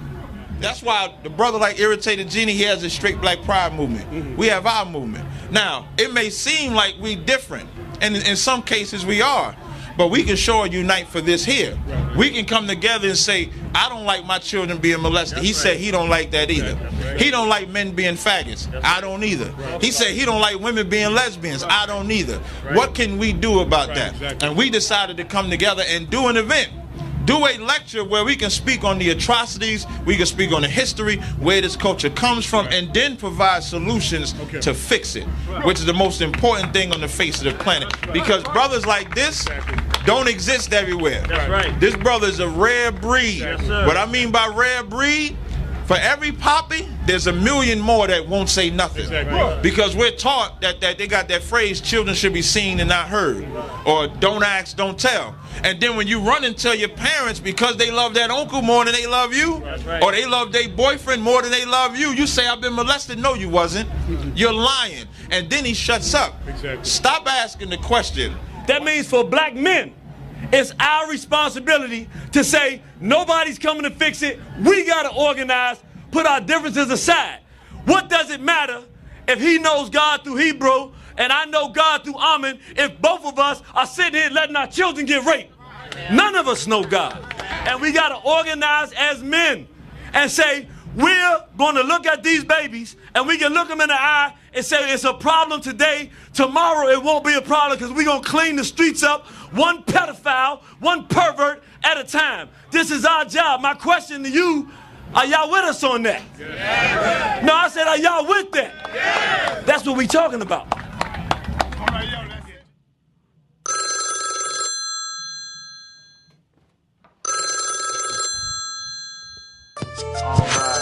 right. Now that's actually what was coming up next is a video we have called "Don't Get Caught."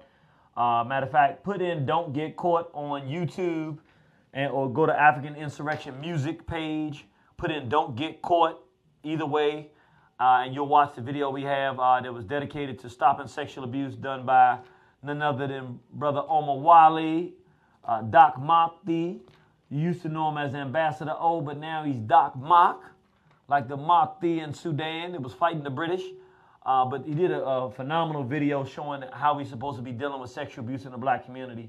But only reason maybe I'll end the program with that, but I wanted to go, and if you're watching right now, I want people to give me some feedback because I can show a couple of more things. I'm going to show one more video, but let me know online. If you're online right now, I need you to say whether or not you think that it's worth me playing the little disagreement we had with myself and Dr. Umar Johnson, just about how we should deal with pedophilia. Just to hear different aspects of it and to know that there are people who do care and are talking and having this dialogue and that it is something that's ongoing. It's not just that it happens and we bring it up when it happens and, that we're trying to get ratings or something, but that there are people that really care about it. Is it worth us having that dialogue? If you think so, I need you to go ahead on Facebook Live now and say, yes, play that. If not, then I'll probably end with Don't Get Caught and fence. Okay, somebody said yes, but I need more than one person. Let me get an overwhelming sense of whether or not we should do it. And if we feel that people really want to hear that, I think it is something that'll really be beneficial for us to hear. If not, then I'm just going to go ahead and wrap the program up. Okay, I have somebody saying no, they don't think that people should hear that. Okay, somebody says play it. So keep going and doing that. I'm gonna take the and my brother that said no, my brother Saleh, tell us why you say no, just so we can get a concept. Because what I don't want to do is I don't want to do anything that's going to have a negative impact. If people listen to it, I want it to have a positive impact. Like people saying, wow, there's dialogue going on about it. It's not a matter of picking sides as much as hearing the different people that do care having the dialogue. So at the same time that I'm doing this, what I'm going to play real quick, I'm going to show you when I went to England, we found out and realized that there's some real serious stuff going on.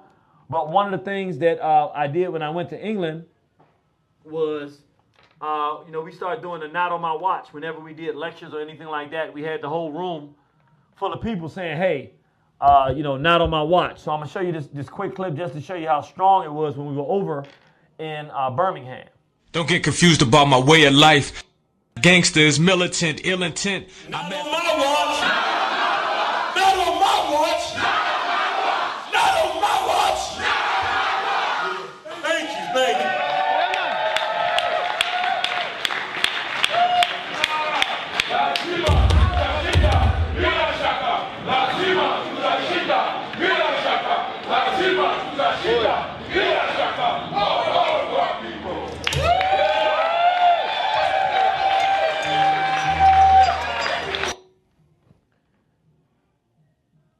So that right there was basically, for those that were able to watch it on eLife Media, that was, and I'm still looking to see what people think. And we only got a few people saying, so I'm not really knowing.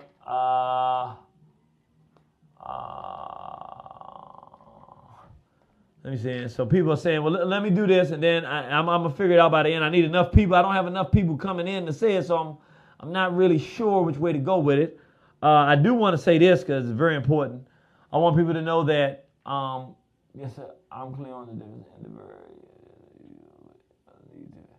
Okay, so I see that the brother was like, he already knows, but I guess a lot of people don't know the differences in the nuances of how we feel about it. So he's saying that wouldn't be bad if people want to hear it. I just want to be clear. This is not designed for people to say, oh, wise brothers. Let me first say this. Our third annual Straight Black Pride Movement Convention, Saturday, August 19th, Sunday, August 20th, 2017, right here at Everlasting Life. We want you to come on out. It's free. You're going to have a phenomenal time. You're going to enjoy yourself. We're going to talk about so many wonderful things, and it's going to be informal. It's not like the ones we've had in the past where we had time to come in and time to get out. Plenty of good food here. We got time. We got a stage. We got seating. We're going to be having people outside as well. We're just going to have a good time, man. We're going to make sure that people have a good time and that we enjoy ourselves. So we want you to come on out, enjoy yourself that weekend. It's going to be phenomenal. We're going to have some phenomenal speakers, and we're going to talk over the course of 2 days, Saturday and Sunday, and just enjoy ourselves and fellowship as a community of people who are straight, black, and proud, who want to surround ourselves in an environment where everybody shares at least those three principles, being straight, black, and proud. So that's at least we want to say that. Let me let you know how it happened so that people understand what I'm about to show. I want to remind everybody as well. Tonight at 6 o'clock, you can probably tune in about 6:20, Facebook Live, 6:20, 6:30. We're going to be talking about talking black and sleeping white. We watching Shannon Sharp on. He's with a white female, but over and over and over, he's talking this black stuff. He's the pro-black person right now. But we've had more than just Shannon Sharp. So we're going to discuss this and talk about it. That's something that we want you to tune into tonight and everything like that. So we want people to tune in and enjoy that. And now I got to set it up so people understand what happened, so you understand how we got into the disagreement, and to be fair to both parties, because I don't want people thinking in a negative light that there was some kind of way that we got this disagreement with each other. What happened was Brother King Samir found out about a very, very serious situation that was occurring. Essentially, that there was a pedophile that he had run into that was a female. And she started telling her story about sexual abuse and how she was molesting children. And when our people heard it, they were just like completely like dumbfounded. Our people were just like absolutely positively couldn't believe what they were hearing. And so when they heard it, they were like, this can't be real. And so people were calling up and saying, this one is just too far gone. She needs to be out of here because anybody that would do this to children is a problem. And Dr. Umar was our special guest as our expert in studio, speaking with Brother King Samir, and he was guiding through the program, talking about the help she needs. And we got to be fair to remember, he is a psychologist whose job it is to help people who are psychologically in need of support. That's his job in his career, which is a fair position to take. And we need, all of us, we might not be pedophiles, but we got something that ain't right that we're dealing with, and we can use somebody to talk to. So we can all acknowledge the fact that we need those kind of people in our community. As a psychologist, when people started to call and say that she needed to be removed from the planet, if you will, because she was just too sick, he took the position of a psychologist who wants to help. So I want people to listen and watch this. If you're watching on eLife Media, we're going to play it because it did get to a debate because I wasn't even part of the discussion. I was just doing the boards. But because I have been the primary person in the black world community that has stated since the 1990s that the crime of sexual abuse against black children should be punishable by death. I think it should be punishable if you molest anybody that's a child. But particularly, I'm speaking for black people. That was one of the things that I was known for saying. When the criticism of that came up, I thought it necessary to say something on behalf of myself and others who feel the same. And we had a disagreement. So I want people to hear it. Again, do not leave with, I'm anti-Genie or I'm anti-Umar or this whole thing about beefs. Let me say this last thing and I'm going to play it. Brothers and sisters, with all due respect, I've never said this publicly, but I got to be real. I'm not at the level of nobody you call having a beef. I know that's what people think in the street, and that's how people talk, but listen to what I'm saying. It's not a beef. I'm not a beefer. I'm not a street dude. And I'm not saying that in a bad way. Some dudes I hang with are street dudes. That's why I hang with them, because they know what to do. You know, my man Che Black can tell you in a minute, Genie ain't no street dude. You know, but Che Black can tell you in a minute, Che Black is a street dude, but that's my man, though. You know what I'm saying? But and I don't look down on anybody. I'll tell you that. I don't look at it that way, but I'm not a street guy. I don't beef. I may have issues with somebody. I may have disagreements. But I'm not at the level of where something is, don't call it a beef when I'm disagreeing with somebody. I understand how people saying it is colloquialism, but I don't like that because it reduces me and the work that I'm doing to some kind of street level where because I have a disagreement, we can't have it and we can't have it strongly and the people can't benefit because there's a disagreement. And I think as mature people, we should be able to do that. So I want everybody to tune in. It's 35 minutes, so I don't know how long of it we'll get to play, but it gets pretty interesting. And I think it's just good for people to hear their different perspectives, but everybody wants to do something about what's happening with pedophilia in the black community. I'll let Dr. Umar answer that. Are you still with us, Brother Umar? Sure. So it is a vicious, perpetuating cycle. We tend to find it intergenerationally. And one thing I do not support, as I've heard several of the callers did say, was that they favored extermination. That 23-year-old girl is a victim. And she's a victim for a lot of reasons and through a lot of different channels. And for the black community, any of us, to advocate that she be murdered as a result of being victimized, I think is sick. And for us to say that the best way we can deal with child sex offenders, pedophiliacs, is to kill them is also absurd. If we really wanted to stop sex offending in the black community, do you cut it off at its source? You treat the cause. You don't treat the symptom. The cause was the abuse. The cause was the psychological alienation. Help those children. Help those families. Prevent these types of acts from being perpetrated against our youth in the first place.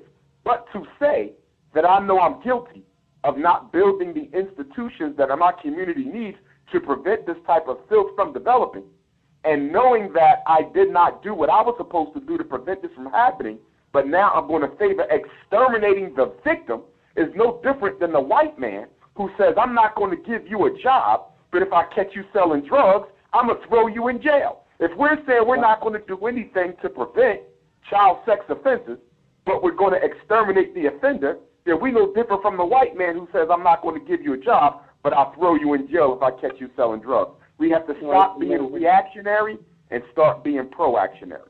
But I feel compelled to say something here because I got to say one thing, and then I'm going to turn it right back over to you, Brother Samir.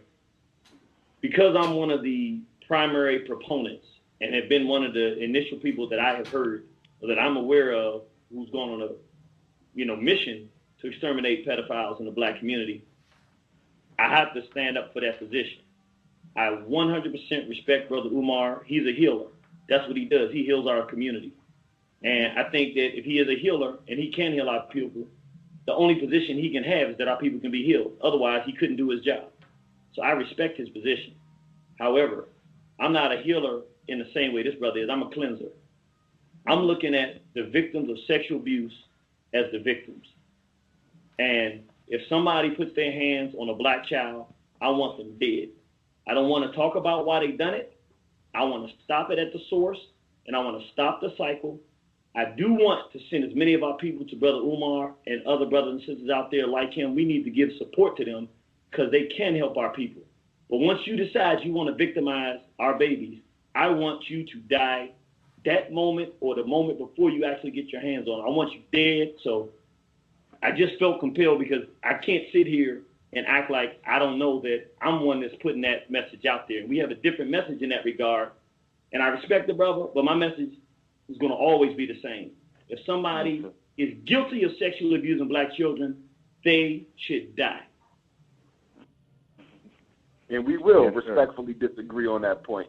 My focus would be on eliminating the causes that bring that about. You can remove every European off the face of the earth right now, and you're still going to have pedophilia in the black community. And my argument is going to remain the same, and that is killing pedophiles does not eliminate the sickness. You have to cut it off at its core. To kill people when we're not actually preventing that sickness from being developed into children, there's no cure whatsoever. You'll be killing people from today until the end of civilization until we recognize that we have to cut it off at its source, uproot the illness, and that way you prevent the pedophile from being developed. But to exterminate someone who's already been victimized without first seeking to rehabilitate that doesn't make us any better than the Europeans, and that's my position. All right. There's something to be said there as well, Brother King Samir, not to complicate the conversation, because I'm definitely not a supporter of that type of behavior. But at the same time, I recognize that the black community is also an accomplice to the crime by doing nothing to prevent it.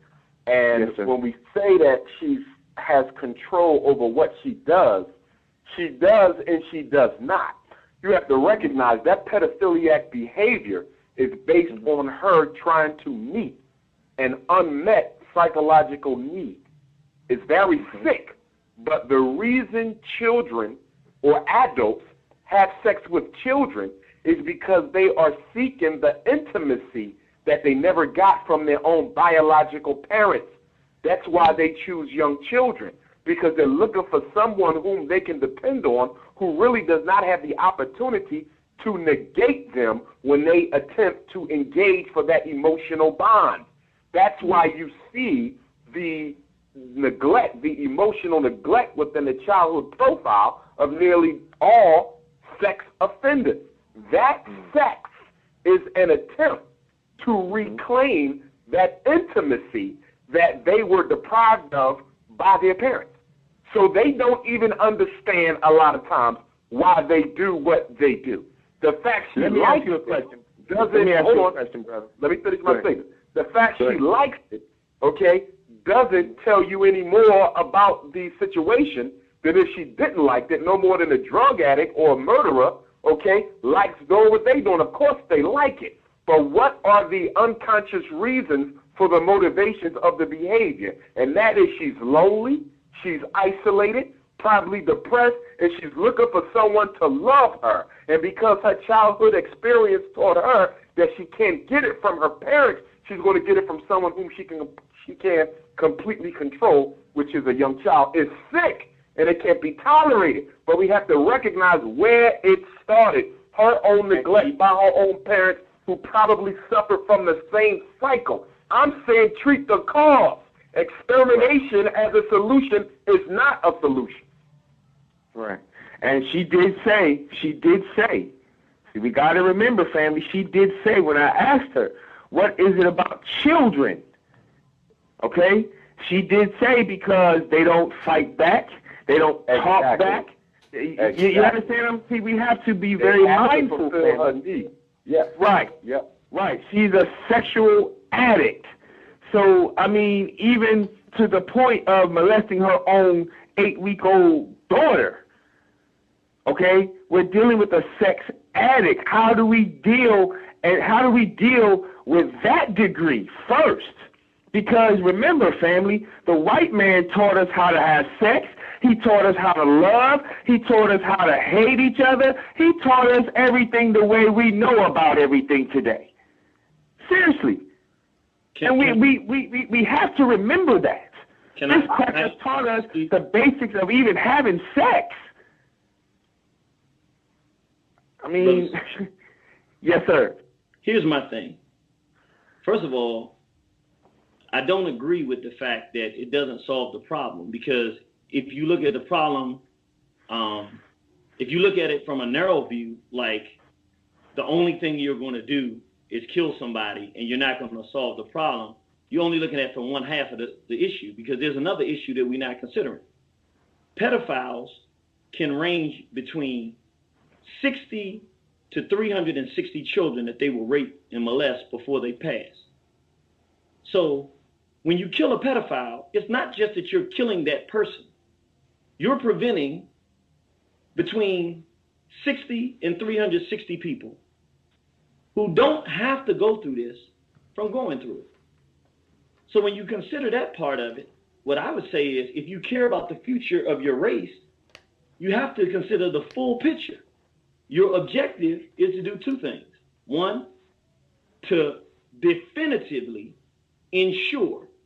And then definitively ensuring does not mean giving to some European to see if they can psychoanalyze them and then put them back in our community so that they can do the same thing again. To definitively ensure that this individual who is guilty, we're not talking about somebody suspected, guilty of raping a black child, never can do it again. That's one. So no other black child will ever be a victim by that person. And secondly, you sending a message to everybody out there that, you know what? We are sick as a people. And we all got issues. Hey, I've done a lot of damage to our own community myself. I can't lie. I've done it. I've hurt people. But I'm going to tell you one thing. I got a, 6-week-old baby girl?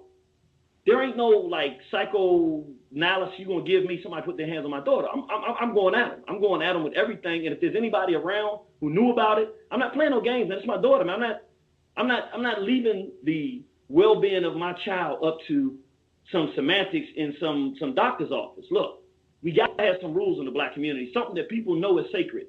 If our children and babies ain't sacred, then we're going to get treated just like we're getting treated by the European, because it's laughable. People don't, you got to, if you can't say that if somebody rapes my child, I'm going to kill him.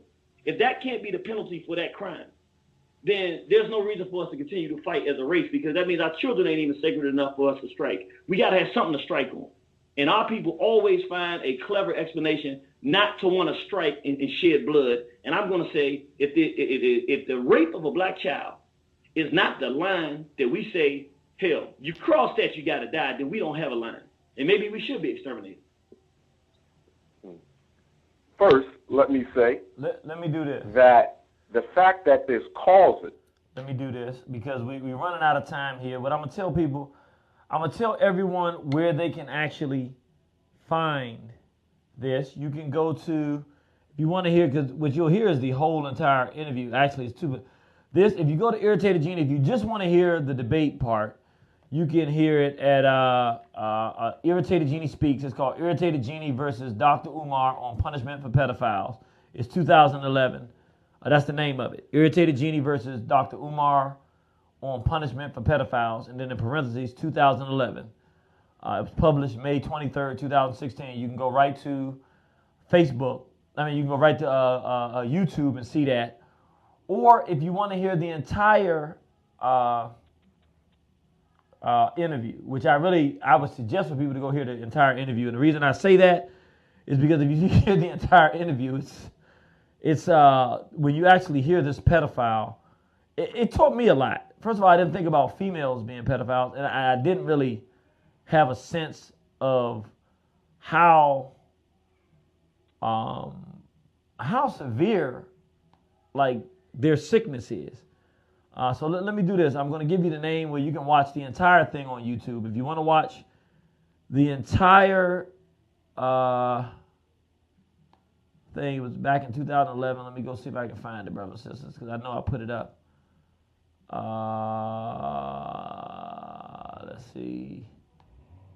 Let's go back. There'll be a lot of videos up here on Irritated Genie. Now, this is not Irritated Genie Speaks. The other one I gave you was Irritated Genie Speaks. And I gave you the title. This one is on Irritated Genie page. So I'm trying to see if I can find it. Let me go and see how far back I can go. All right, let's see. King Samir. Give me a second. I'm going to put in the name because I want to give you this and then I want to leave you with Don't Get Caught. Let's see. King Samir interviews pedophile. Okay, yeah. It's on the Irritated Genie page, and the title of it is King Samir interviews a female pedophile. And then it has a colon, and it's debate on punishment follows.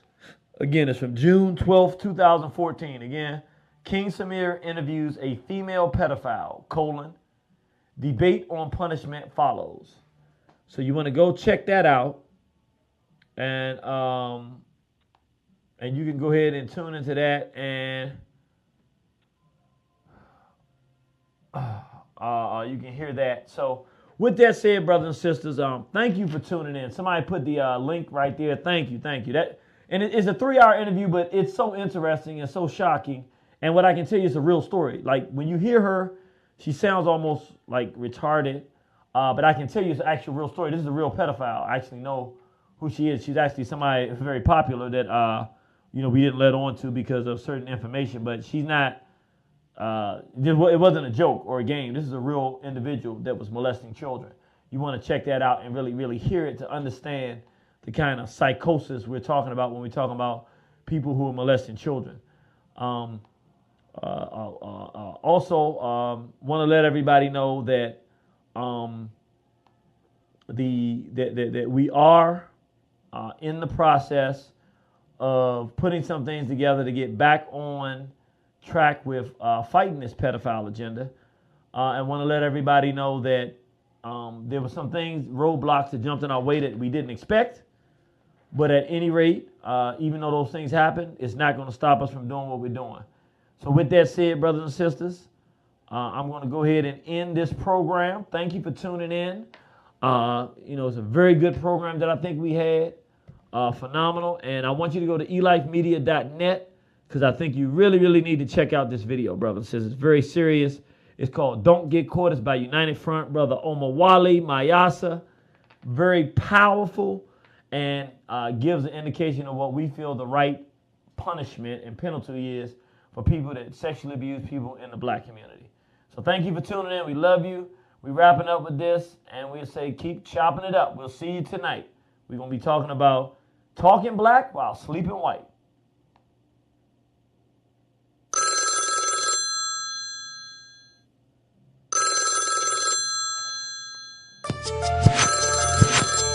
Just got a call from the comrade. He said I need a favor, blood. That ain't nothing, God, but these phone lines is flaming, bruh. Meet me at the spot quickly, hit me to the details. We gotta be sneaky if we wanna breathe fast. Brother hands is tied, some transpired in his backyard. All fingers point to him if he react, God. The pigs is involved, they pretending to target. This dude gotta go, he violated somebody's daughter. Straight up and down, man, violate. The homie from OT, that ain't about nothing. Cause the brother owe me a favor. We handled a problem for him a couple months back. Did it real smooth, where it wouldn't come back to haunt him. He said no problem. When I kited him, wait for things to die down, then we gon' bring the violence. Spent a couple months to get the routine down, yes sir. You already know how that revenge is best served. Got artillery and killers with ability to pop up. Wait for things to get slippery, then we gon' drop him. He got off scot-free on a technicality. A victim dies 1,000 deaths when when justice isn't handled properly. Crept up on his property, his eye bugged when he saw the heat. Talking about don't kill me, but we ain't here for talking, B. We came dressed like UPS, and I brought a package. Oh, so you like touching girls, you little faggot? Lessons to be taught, but don't get caught. Justice must be brought, but don't get caught. What's the law? Put the ball in your court. Get it done, but don't get caught. Blending with the dark and don't get caught. Study your mark and don't get caught. You know you right. In your heart of hearts, stake out your enemies and don't get caught. Crossing T's, dotting I's, see opportunity and then you capitalize. Never send a boy to do a man's job, or use silk to go and swat flies. If we serious about this cracker's demise, then we gotta be wise and improvise. Anytime someone molests a child, he should be fed his fingers before he dies. Now these ain't just rhymes and times to being tied. Pigs kill our babies and they mamas cry. Brothers say it is what it is and don't even try. Figure a limb for a limb and an eye for an eye will make a fool think twice and make a spy recognize. Those the same people that put fire to your behinds. Of any to ever endeavor in our defeat, they had to make us think that we are free. We're unstoppable when faced with adversity. We gotta put in work, but DGC, laundry list of enemies. We gotta stop this onslaught. Get it done, but don't get caught. The spook who sat by the door, warriors I implore. DGC, this is raw shadow law. The sword is they lord, but that bow make them bow. Ask Nanny, ask Zumbi, and ask Hannibal. Lessons to be taught, but don't get caught. Yeah. Justice must be brought, but don't get caught. What's the law? Put the ball in your court. Get it done, but blending with the dark and don't get caught. Study your mark and don't get caught. You know you're right. In your heart of hearts, stake out your enemies and don't get caught. Black man, we got creeps, pedophiles, roaming our neighborhoods, our communities, preying on our children. What we waiting for? Approval from who? Mask up, load up, and handle our business. But don't get caught. Yeah, don't get caught. Yeah.